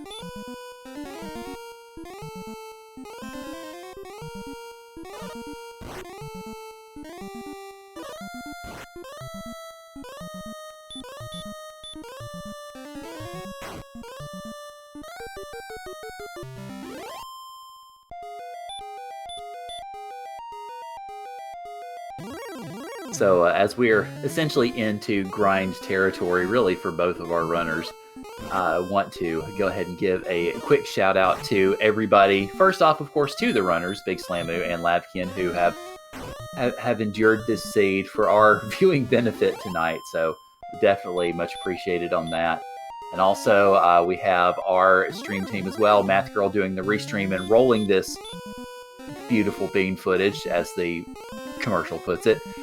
And also Camion doing the tracking and keeping everybody's heads on straight. So definitely much appreciated. And of course, Vela V joining me in the commentary box tonight and helping my ramblings to make sense, which is definitely very much appreciated. Yep, and the ramblings are just going to get longer and longer as this seed goes on. We're rounding the 1 hour 46 mark. Both of our runners now fighting Axe Knights with the Hurt More spell. They are in kind of a grind situation. Big Slamoo has a significant experience point lead. He started this grind some time ago and has been able to just really pull ahead with the experience. It was really neck and neck in terms of experience for the longest time, but Big Slamoo did pretty much consistently have an exploration lead, whereas Lavkian had a little bit of trouble doing his coordinate pace. It took several attempts, and it looks like he was searching in the wrong direction, and just had a little bit worse luck in terms of being able to get out there and start exploring. And we've got level 15 on Big Slamoo. It was, there was some strength, there was some agility, there was some hit points, there was some magic, but it certainly wasn't a go level. Yeah, the 14th strength obviously is welcome, but certainly not going to change any minds about the grind anytime soon. Absolutely not. At this point, with Erdrick's sword, he'd be doing one damage to the Dragon Lord. 0 to 1. Yep. So in 150 swings, if he's got 150 to 165 heal more. I was going to say, that's not doable, but oh well. Hey, at least you do have a glimmer of hope. Absolutely. It's starting to get there. And so that sleep spell on the Axe Knight, he does wake up, though, and is able to pop the Hurt More off. And we'll see if we see another outside here. And we do. Lavkian making his way back to the Axe Knight. He's got a full pool of magic.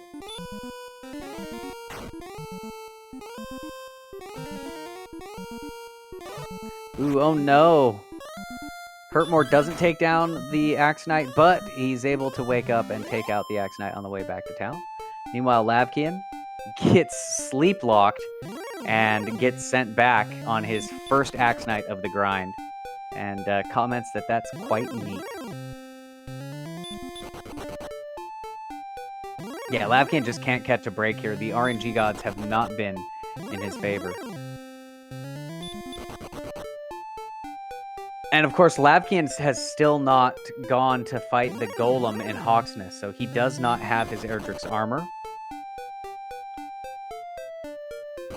And to be honest, at this point, the hand axe, you know, if he misses a Hurtmore, I suppose he should be able to do enough to finish off an Axe Knight. You know, sometimes one Hurtmore doesn't do it, and you have to give it a swing. Brian Williams, yes, it does look like Big Slamu is Silver Shield saving. In the off chance that it, you know, goes the distance.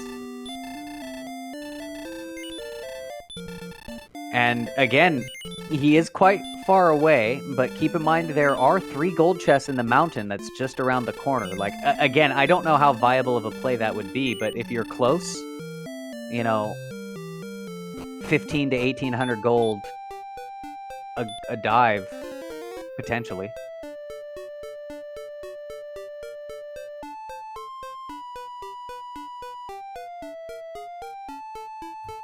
I mean, if nothing else, I would figure it is, you know, Slamu is able to, especially with the armor, is able to repel most things between the town and the cave. And so I think it's at least as much while he's definitely having to grind further up, he might as well at least, you know, even if he doesn't make it to Silver Shield money, it still doesn't lose him anything per se. Maybe loses him a little bit of time, but not all that much, I would think. Yeah, and the thing is, if it does go the distance and he's able to keep all that gold in it, and it turns out that he is able to get that Silver Shield, that extra defense power will have him defense breaking, you know, more things in Sharlock. That means more things that are repellable, and makes your Sharlock dive that much safer.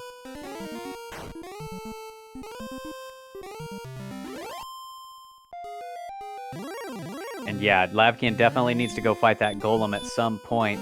I mean, I don't blame him for what he's doing here with the strength being so poor.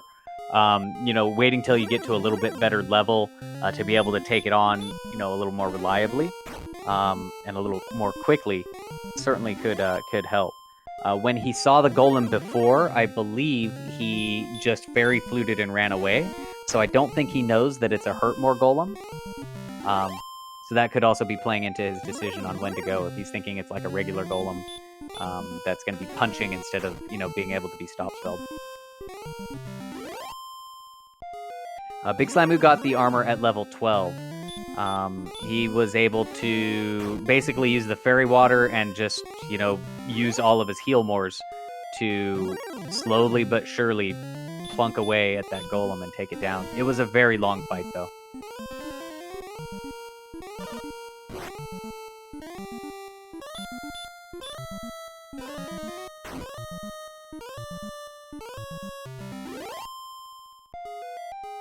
And Big Slamu is getting really close to level 16. It's going to come at 9,750 experience points. So I believe the next Axe Knight, actually 2 more Axe Knights ought to do it.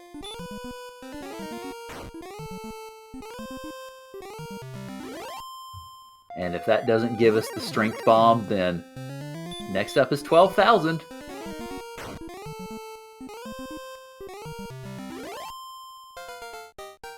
Here it comes.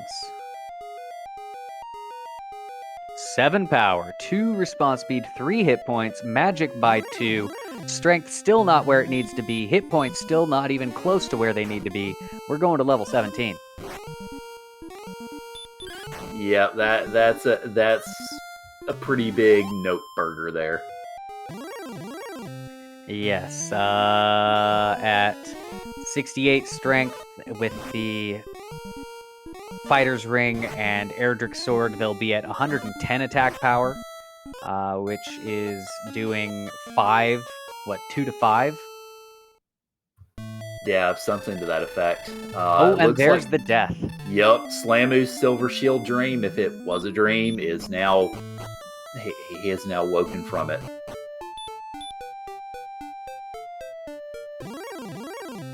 Chat asking about the numbers besides their names.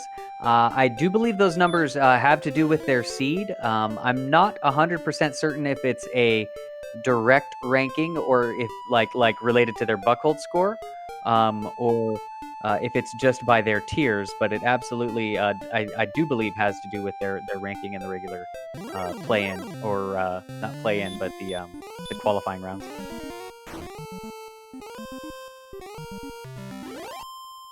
Their bracket slot. There we go.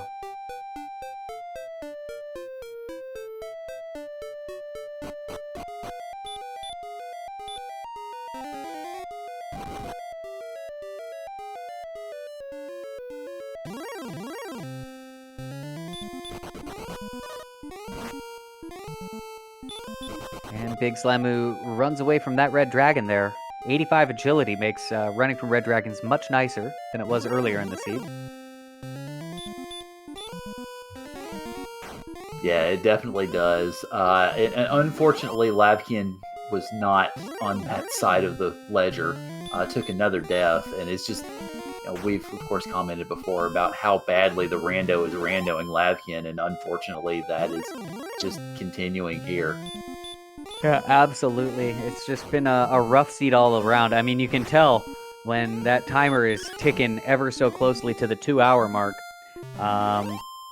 It's been a rough seed. Hurtmore didn't come until level 11 or 12. I think it came at level 12. And just the strength has been very poor. We can see on lavkian at level 14 it's 47, and that was after a pretty big strength pickup. So it's just been a rough seed all along. Things have had Fire 2 Breath, Hurtmores, Sleeps, lots of Sharlock enemies on the world. So just all in all, it's been rough, and it's been particularly nasty to Lavkian, who has had some pretty poor luck in his dives. He had to do the deep grave twice. There was quite a bit of... it was not very nice to Lavkian today. And yeah, the HP is bad too.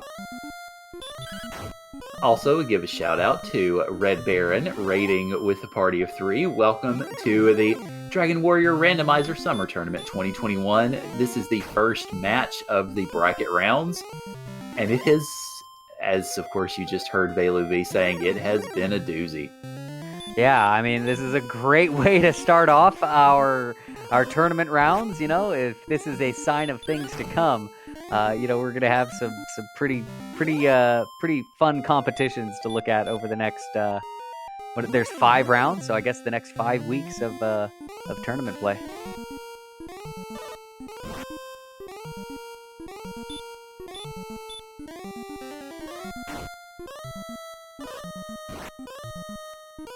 I believe there was a silver shield in Cantlin. I'm pretty sure we saw it somewhere. Maybe it wasn't Cantlin, but I know we saw one somewhere. Is Cantlin the closest town to Sharlock? Yes, I believe it is. Sharlock is actually just to the west of these swamp caves. So the swamp south leads to swamp north, which is maybe 11 tiles to the west of swamp south on the same line.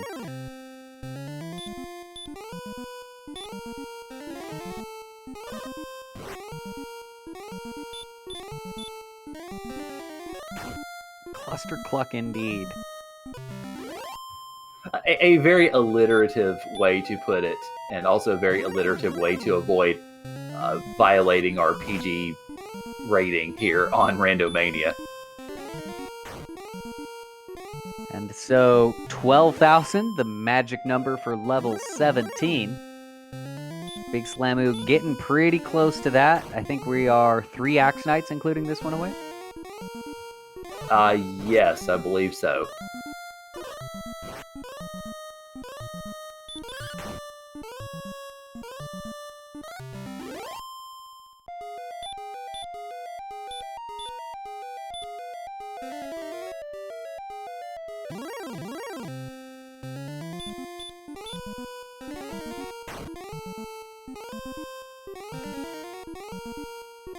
And there's a sleep spell.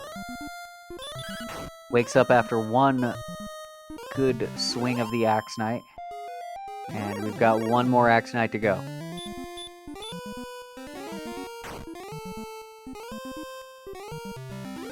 Low roll of Hurtmore, but it's enough. Here comes level 17. 1 power, 1 response speed, 32 hit points, 7 magic. So the hit points got there, but the magic, or rather the strength, we're still going. This seed. Oh my goodness. This seed right here, let me tell you.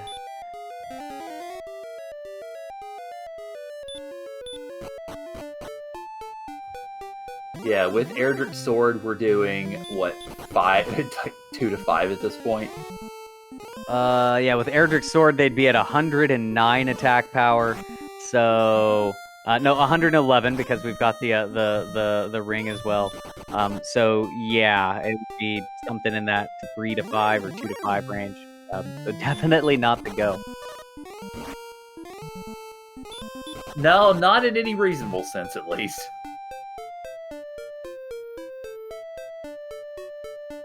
As poor as the strength is, it is looking pretty nice. I agree with that.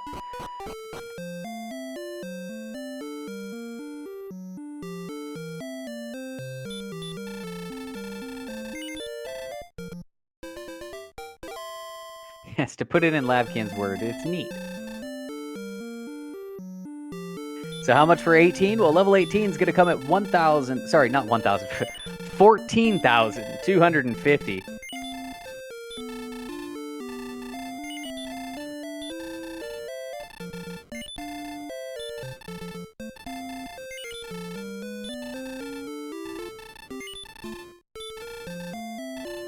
Big Slamu herbing up. I think Slamu had been using herbs to heal and kind of conserve on Hurtmores in his axe grind. Yeah, he definitely was.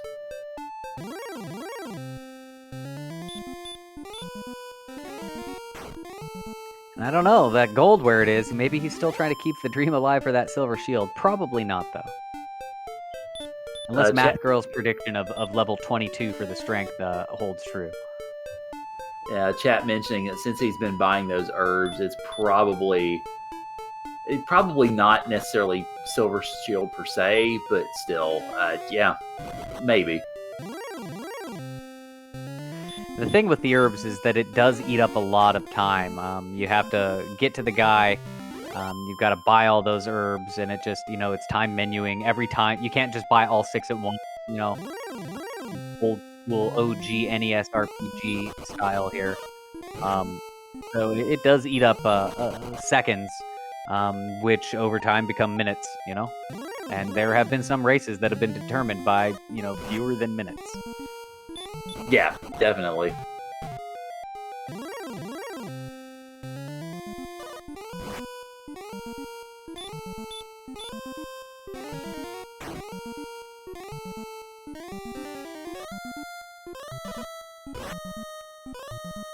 And Big Slamu back at the Axe Knight grind. Lavkian grinding these green dragons and things in the desert to the outside just does not like that sleep spell. Probably doesn't like those red dragons on the walk up to the Axe Knight. And the way this seed has treated him, I can't say I don't blame him. Or I can't say I blame him. Yeah. Whatever that phrase is. Yeah, understandable. And especially considering how we're getting some Axe Knights that are rolling a little bit higher that are still able to sleep both sides with 65 hit point Healmores hitting them, or Hurtmores rather. So yeah, I could understand why Lavkian's doing this. Unfortunately, I don't think it's going to end up being enough in the end, because this experience lead for Slamu is just, of course, continuing, but definitely understandable. Oh, absolutely. I mean, Slamu is definitely in the driver's seat at this point. Lavkian not getting a fight every single turn, or, every tile. It's just going to be slower and slower. And, we know that the Axe Knight is the fastest grind in the game when they don't have sleep. And, the sleep has just been wrecking Lavkian and not really phasing Big Slamu that much. Yeah, you were mentioning the lack of that defense from the armor. It has definitely made a big difference as far as survivability is concerned, but Lavkian taking yet another death, and that is, I mean, we see the deaths on both sides. They have totaled up to, let's see if I'm doing my math right, we're looking at 66 deaths so far, and Lavkian has just been getting really the business end of all of this. Absolutely. We see a hashtag save Lavkian there in the chat. Yeah, it's just been unfortunate to see how the seed has treated him, and I think how that's shaped his decision making, right? I think we know from up above that this Axe Knight is still the better place to be grinding at this point, but it feels like the seed has grinded Lavkian instead, and so he's opting to fight these green dragons and things out in the desert.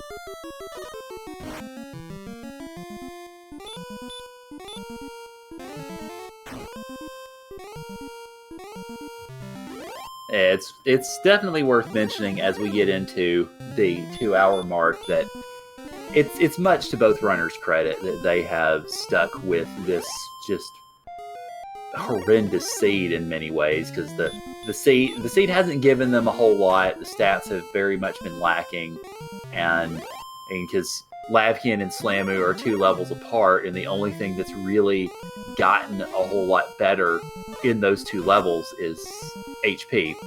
So the seed is being very stingy, and both runners definitely have the heart of champions, so to speak, to be able to make it through this. I do think we've doubled our strength since level 13, but that's not saying much. Yeah, when double your strength equals less than 70, that's not saying a whole heck of a lot.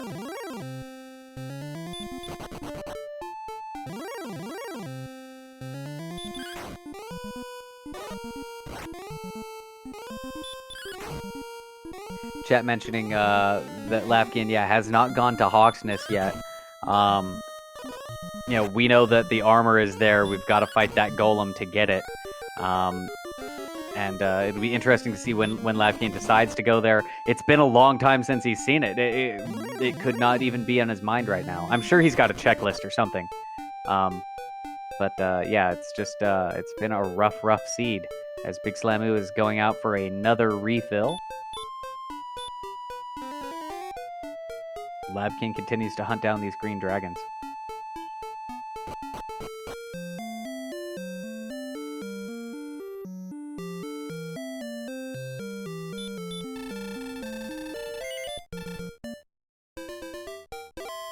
And I don't know, depending on what level 18 shows, again, we're getting up into that gold territory where the Silver Shield dream might still be alive again. And that's even after taking a death, so it's pretty remarkable just how much grinding that they've had to do. Because I'm pretty sure that the Axe Knights, I should have been paying attention to it, but I'm almost certain they give more gold than they give experience. I think they give like 130 experience, but 165 gold. So, it certainly creeps up there.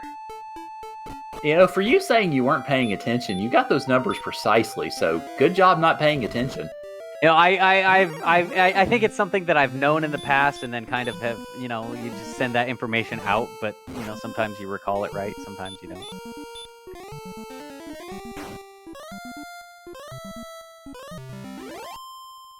Or maybe it's just that I looked at it so many times that my visual center just was like, yeah, you know this, even though you don't know this. It's been burned into the back of your retinas.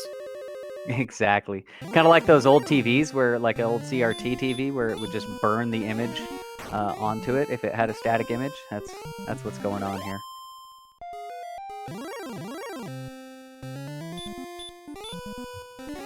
All right, so looks like we are about to see level 18 once this Axe Knight yields, although apparently it doesn't know the meaning of the word yield at the moment. Yeah, and so here we go. Let's check those. Oh, no, we got a little bit more. One XP off. Whoops.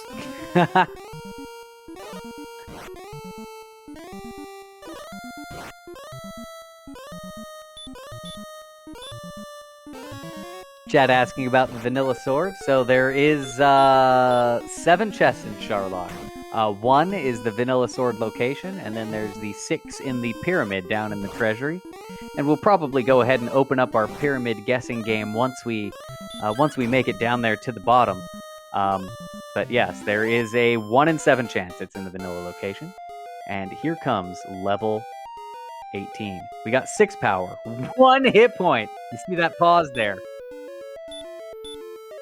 And we are still not go.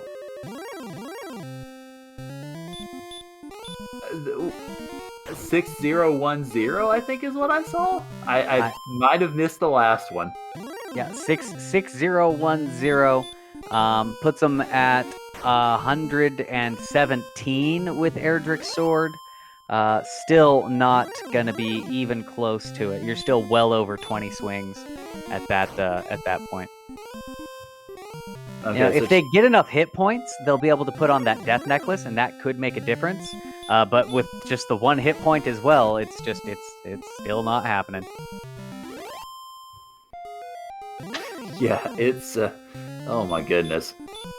I mean, we've been talking before about what both runners must be thinking at this point, and chat was speculating earlier that lavkian maybe is just annoyed that Slamu hasn't finished yet, and kind of putting them both out of their misery, so to speak.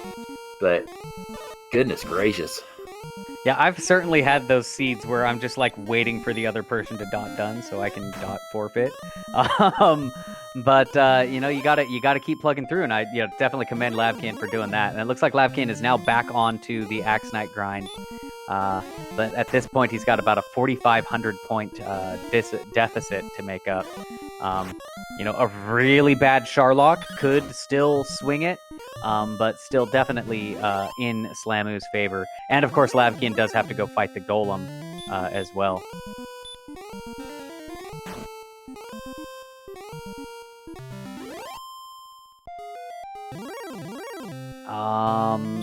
And just for those who are wondering, level 19 is going to come at 16,500 experience points. So Big Slamu's got about 1,000 to go.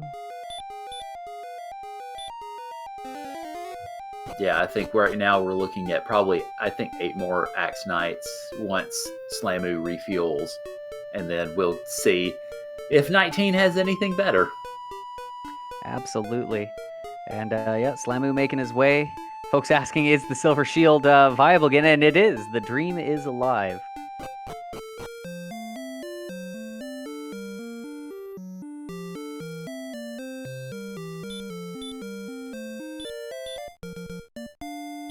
This is the part of the race where runners wonder why they signed up for this. Well, if you are somebody who runs and races Dragon Warrior Randomizer regularly, you have to be the kind of person that kind of enjoys pain, just a little bit, and frustration. There's got to be a touch of masochism in the personality of the typical Dragon Warrior runner, and you can see that in chat as people root for the red dragons and the 3-hour seeds. Well, congratulations! You might have the 3-hour seed tonight, or at least close. A 3-hour seed. Where's Gilligan? The skipper, too. The millionaire and his wife. With Lavkian, Big Slamu, too. Here on Elfgard Isle. That's it. And so, Axe Knights for days.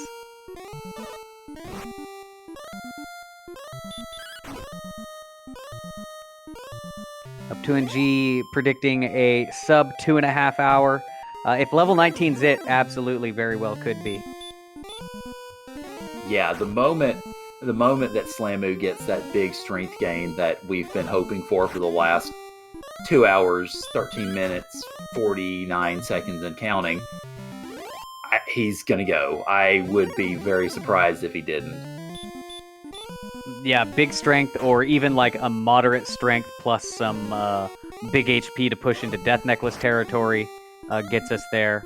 So it's definitely Just going to come down to when is it going to happen?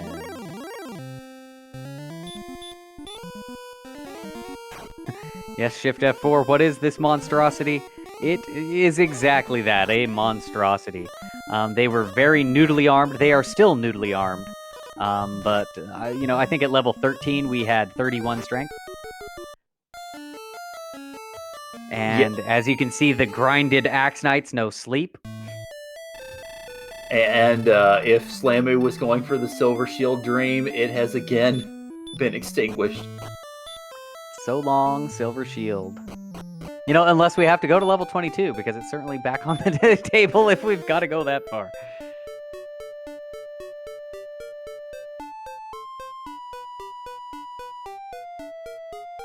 Definitely got to keep the HP high in those fights with the sleep.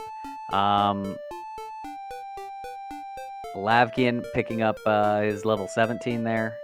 Gets the big hit point gain.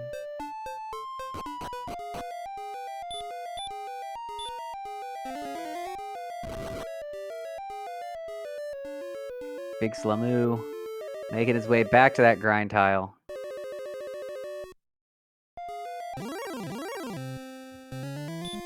And we thank all of you who are watching on Randomania and loving all of this wonderful seed action tonight.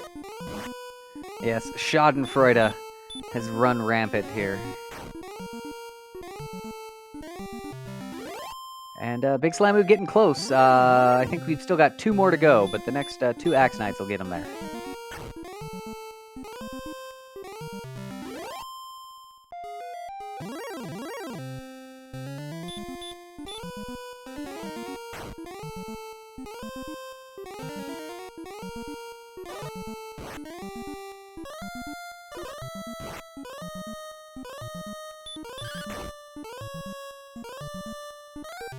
Alright, so Big Slamu takes out that one, and that gets us to level 19. Here we go. 15 power, 2 response speed, 5 hit points, 2 magic. I think it's about time to go to Charlotte Castle. So, out he goes. Here we are. Yep, once he finds that Erdrick sword, he'll be at 132 attack power. That is on average about 14 swings to take down the Dragon Lord, 15 if it's really bad. Magic point situation, we're sitting at, looks like 13 heal mores, if I counted that correctly. So I think we are definitely viable, so long as Charlotte is not particularly nasty. They don't have too many heal mores to burn on the way down, maybe 1 or 2. Of course, with 124 hit points, there's a good chance for double swings, so he does have that going for him.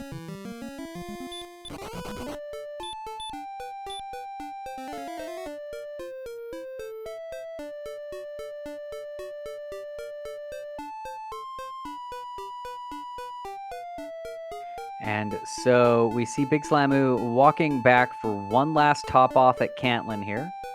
And then he'll have to make his way essentially back to where he was. Again, Charlotte Castle is just maybe a screen or 2 to the west of the Swamp Caves. Swamp Caves plural, because the 2 Swamp Caves are like right next to each other.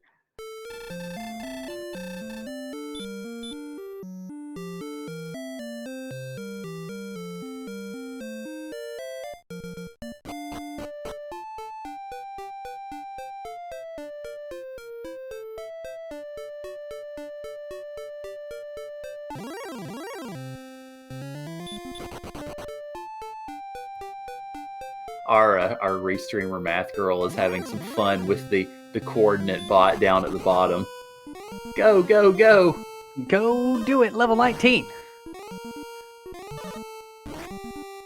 And he gets slept by an Axe Knight who wants some revenge from all of his fallen brethren, blocks him, puts him to sleep again, and keeps chopping him down along the way. What an Axe Knight. I was about to say, would it... Oh, and here comes another one. Oh, goodness. They are not happy.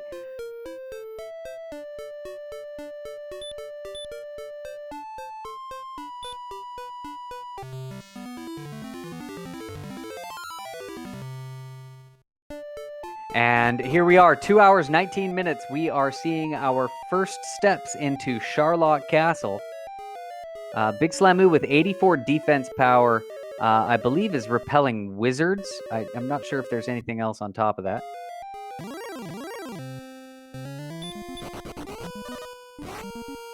One of these days I'll learn all of the defense power and repel business. Well, got a pretty good run through level 1 of Charlotte. Only ran into that stone man, so I'm getting good encounter luck to this point. Hopefully, I didn't just curse anything. But if this holds up, we could end up seeing a fairly painless Charlotte. Yeah, that is quite the hero walk there. Maybe he's repelling more than I thought. Yeah, it sure looks like it, because this werewolf is the second encounter on 2.5 floors.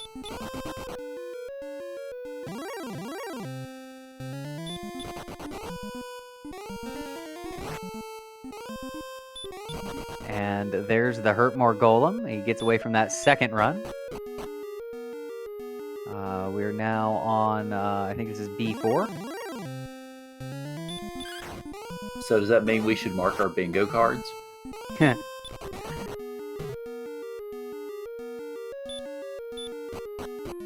All right, so chat, we are rapidly approaching the bottom of Charlotte Castle. We're still in Zone 2 right now, but we're getting close. There is an Erdrick sword out there somewhere, and Big Slamoo has opted to go in the direction of the treasury. Of course, there are 6 chests in the treasury. They are shaped like a pyramid, so we'd like to play the $25,000 pyramid game. Starting from the bottom left, we've got the 50, then the 100 and the 150. Second row, we've got the 200 and then the 250, and at the very top of the pyramid is the $300 chest. And if it's not there, then it would be on what we call the judge's table, which is the vanilla sword location. So get your guesses out there, because Big Slamoo is in the treasury now. We've got gold. We've got a cursed belt. We've got another gold. There's a magic key. Fairy water. Dragon scale. Oh, boy. So for those of you that bet Judge's Table, you are the real winners of the seed, because Big Slamoo has to go back into the dark areas to go find his Erdrick sword. So would we, well, I think it might be a little early to consider this to be the seed's final troll, but I'd say that's a pretty good qualification for that label. Yeah, pretty much. The only other thing I could think of that could be even more final trollier would be for those missing armored knights to be on the spike tile with Dragonlord Breath and Sleep. It's worth noting we did see Slamoo run into one AK-47 here, but was able to run away from it first turn, so we haven't seen what it has yet.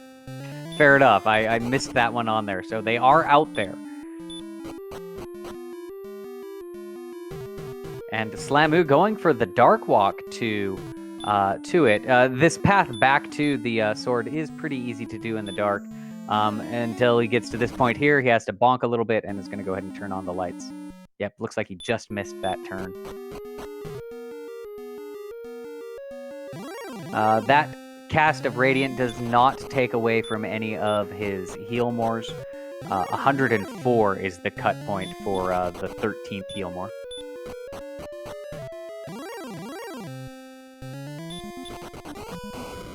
And now all those enemies that were running, that he was getting away from the first time, those first couple of floors, are now coming at him with a vengeance. And welcome in everybody from Nestcard's stream. Welcome to, well, it's been a seed. It's been a very interesting seed. Yeah, what's the opposite of a jet? Like a broke down Volkswagen Beetle? It's a broke down Volkswagen Beetle seed. Big Slamoo has made his way to the judge's table where our Erdrick sword is. It's just been a slog of a seed. As you can see, level 19 is where we had to get to for ghost stats. And Slamoo's still in a pretty good position to be able to take it out at this point. We do have Lavkian now heading over to the Hurtmore Golem that's guarding Erdrick's armor. And we're on our way. We should, barring something nasty happening, see Big Slamu taking on the Dragon Lord in just a few moments. I would like to suggest another possibility in terms of vehicles. This is a Conestoga wagon on the Oregon Trail that has broken down, and you don't have any of the wheels or spokes to repair it. The axle is broken. Would you like to try to fix it? Yes. You were attacked by bandits. It's one of those, right? And then everybody dies of, was it diphtheria? Isn't that what everybody died from in that game? I think they died of dysentery. Dysentery, that's the one.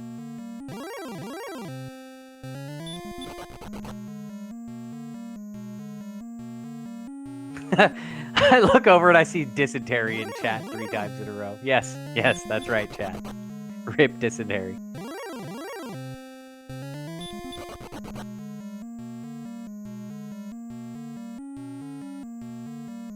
Because Big Slamu's got the runs right now. Get it? Because he's running from everything?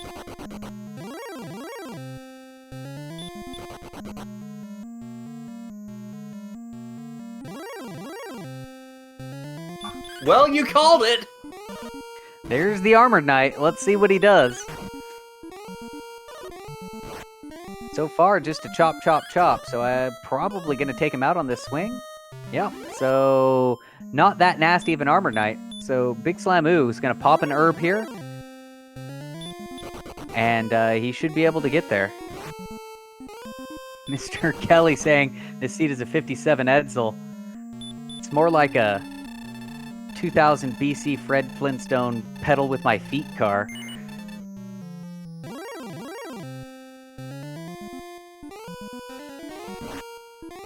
And just to add even more insult to injury, DL1 got a back attack. Back attack hurt more from DL1. Big Slamu gonna take a couple swings. There's the stop spell. We'll see if he tries to herb here. He does. Trying to go in with max hit points, and that's pretty good place to be at. 112 going in. Let's see if he gets a back attack. Slamu gets first swing. He's at 15. Opening double. Takes him to 24.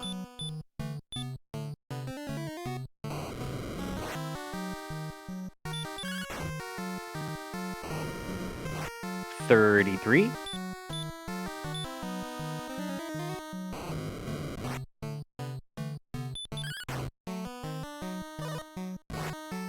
$41. Some kind of low-end rolls there after that opening 15. $56. There's another big one.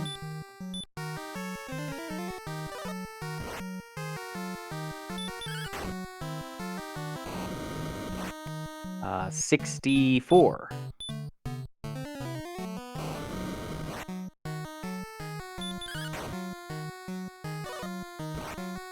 $73.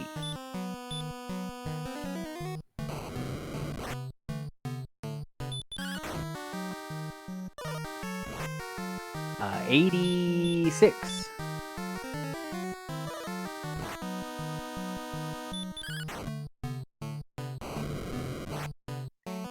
$95.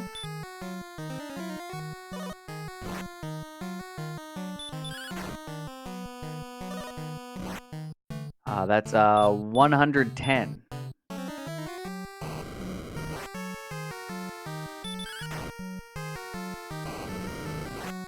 A 123.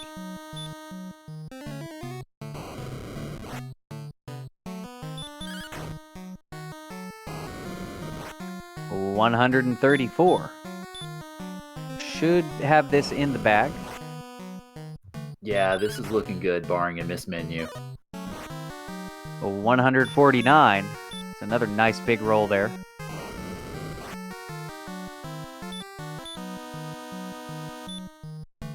Gonna throw a fairy water just for fun. And that takes it out.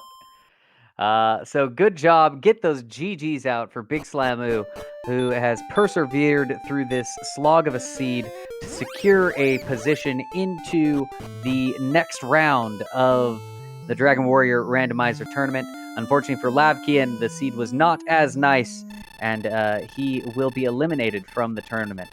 But yeah, great job to Big Slamu and really to lavkian as well for sticking it out. And we do have an official race time GG time of 2 hours, 29 minutes, and 35 seconds. Yeah, GG to Big Slamu on the win, and also GG to lavkian for sticking it out. lavkian did go ahead and forfeit, which is definitely understandable given just this mess of a seed. But it looks like we do have both of them coming into the waiting room, so we should be speaking with either or both shortly. Yeah, absolutely, and a slog of a seed it was. And so, welcome in lavkian, and welcome in Big Slamu. Big Slamu, very good job. Congratulations on your finish. What give us your initial thoughts about what just happened to you for the last 2.5 hours? I don't even know. That felt like 3 seeds in one. I mean, I felt like I was in grind and go mode at like 35 minutes minus sword and armor. That's why I lost. Okay, cool. I mean, I didn't have sword or armor, but I had all the items. But I didn't get to that point until like an hour and a half into the seed. So I'm guessing you finished at like. Did you finish on 19? Because I had just hit 19 when you finished. Yeah, 19 was the go level. I was level 6, 35 minutes into the seed though. I'm shocked that you found all the stuff at level 6. About 35 minutes into the seed, I was part of the way to level 8. I don't know if I just chose the wrong grind spot or what, because our grind options were kind of not great. I don't know if you ended up doing the Swamp Spike or Hawksness. I didn't think to go back to. I didn't want to go back to Hawksness. I'm 99% sure the first time I went to Hawksness, I got punched by the golem, so I didn't want to go back. And then when I think I hit 18 and decided to go back, and it's like, oh, if I'd stopped spell this thing, I could have just been killing it this whole time. Yeah, I sat on the Swamp Spike the entire time. I figured even with the sleep, and is just so much better. That's one thing where, like, I'm sure chat and maybe you guys were like criticizing me for this because I've nearly lost. I beat one of the times I beat Nescard, I jumped out to it. It was a casual race, and I remember Asmati Games put out a chart, and I had jumped out to a huge experience lead over everybody because I just grinded my way to level 10 and got hurt more and was getting tons of experience on the map. And there was the same situation. There was an Axe Knight that had sleep in the swamp cave, and I didn't want to do that, so I chose a slightly less efficient but more stable grind. And Nescard almost caught up to me in experience, and I still don't understand that. Especially in a seed like I don't understand it in a seed like this because every time I died, it was taking like a minute and a half to get back there, and it just didn't feel like that was worth it. But apparently, it worked out. So GG. Yeah, I somehow I killed the golem on 12 and never went back. Like I got hurt more. I'm like, okay, it's time to go. I think I used 70 MP on the golem and just fluted every turn and took him out in like 16 swings and then just never went back. I see. Yeah. Well, no, I don't really have much else to say unless you guys have any commentary on what I could have done differently. Well, I mean, it was just overall, it was definitely a painful seed, I think, for both of you. But, lavkian, you, I think, got a little bit more a worse end of just the RNG luck in terms of, running into a red dragon here, or I think it took you 2 or 3 times to do the bottom of the grave, for example. And then there was, it looked like you had a little bit of mishap on maybe a transposition of the coordinate search. And so all those things, I think, kind of added up to it. I know exactly what happened. I was trying to single coordinate count, and I knew I was on the right row, but I never realized that I was like too far. Like to get like when you turn east there, I didn't realize that I'd turn east. And if you noticed, as soon as I decided to go west, I found it almost immediately. So that's what it was. I just didn't realize where I was east and west. I was trying to single coordinate count straight north. So. Oh, gotcha. Yeah, because it looked like you were searching 7 east instead of 7 west. So that's kind of what we were thinking over in chat and everything was he must have wrote down the EW wrong. But that definitely makes sense. But yeah, overall, I think that was part of what went on there. And then just go back and watch it if you really want to sit through another 2.5 hours of what you just did. But you did maintain, actually early on, you did have a bit of an experience lead. And we were kind of speculating that you were looking for that Hurtmore spell. And unfortunately, it just did not come until, that level 12. Whereas, had it come a 13, little I earlier, think. it definitely would have blown it up for you. But yeah, that just was definitely entertaining to watch, to say the least. We got to see a whole lot of Axe Knights die at the end of it, so that was always fun. And I think a great way to start off our bracket round. If this is a sign of things to come, I think we've all got our work cut out for us. Yeah, I don't know. Not only. I mean, I guess Big Slammer would probably had similar luck, but like, not only was it Red Dragons there, but like, how many times did it take me to just get to that town after I saw it? It's pretty wild. And yeah, it was like 2 or 3 dives because the first time I had narrowed everything down to like, I think I was down to like Hawksness Coal in the bottom of the grave, and so I went to the bottom, and so I was going to go down and dive the grave, and then I died after the 4th chest, and I had to make one more dive at least than I had outside, but neither of those paid off. Anyway. Yeah, GG Big Slimmo, I gotta get ready for work, so best of luck to you in the brackets. Thanks, Lav. Very good game. Always and a pleasure. yeah, Big Slamu, that advances you to the next round. So what are you thinking there? Oh, it sounds like you were going to say something. Go ahead. Yeah, sorry, didn't mean to cut you off. I just have no idea what the right grind was in the middle of that game. Like, I could not find one. I was so confused. Oh yeah, I mean, Lavkian was fighting like the wolves and things in that forest just right at the start, to the south of the 2 treasure caves. I think you had opted to fight around Cole. We kind of thought maybe you're waiting for Hawksness level, Golem level, and you were fighting those wizards around there. It's hard to say which one was better. It looked like maybe Lavkian was going a little bit faster on those smaller enemies just because they were more consistent and able to go down faster than the heal wizards. But ultimately, you were both within a few hundred experience points of each other until you decided to go ahead and get that armor, and then you were off to the races. It was just, it was time to kill Axe Knights, and that's where you really, really pulled ahead.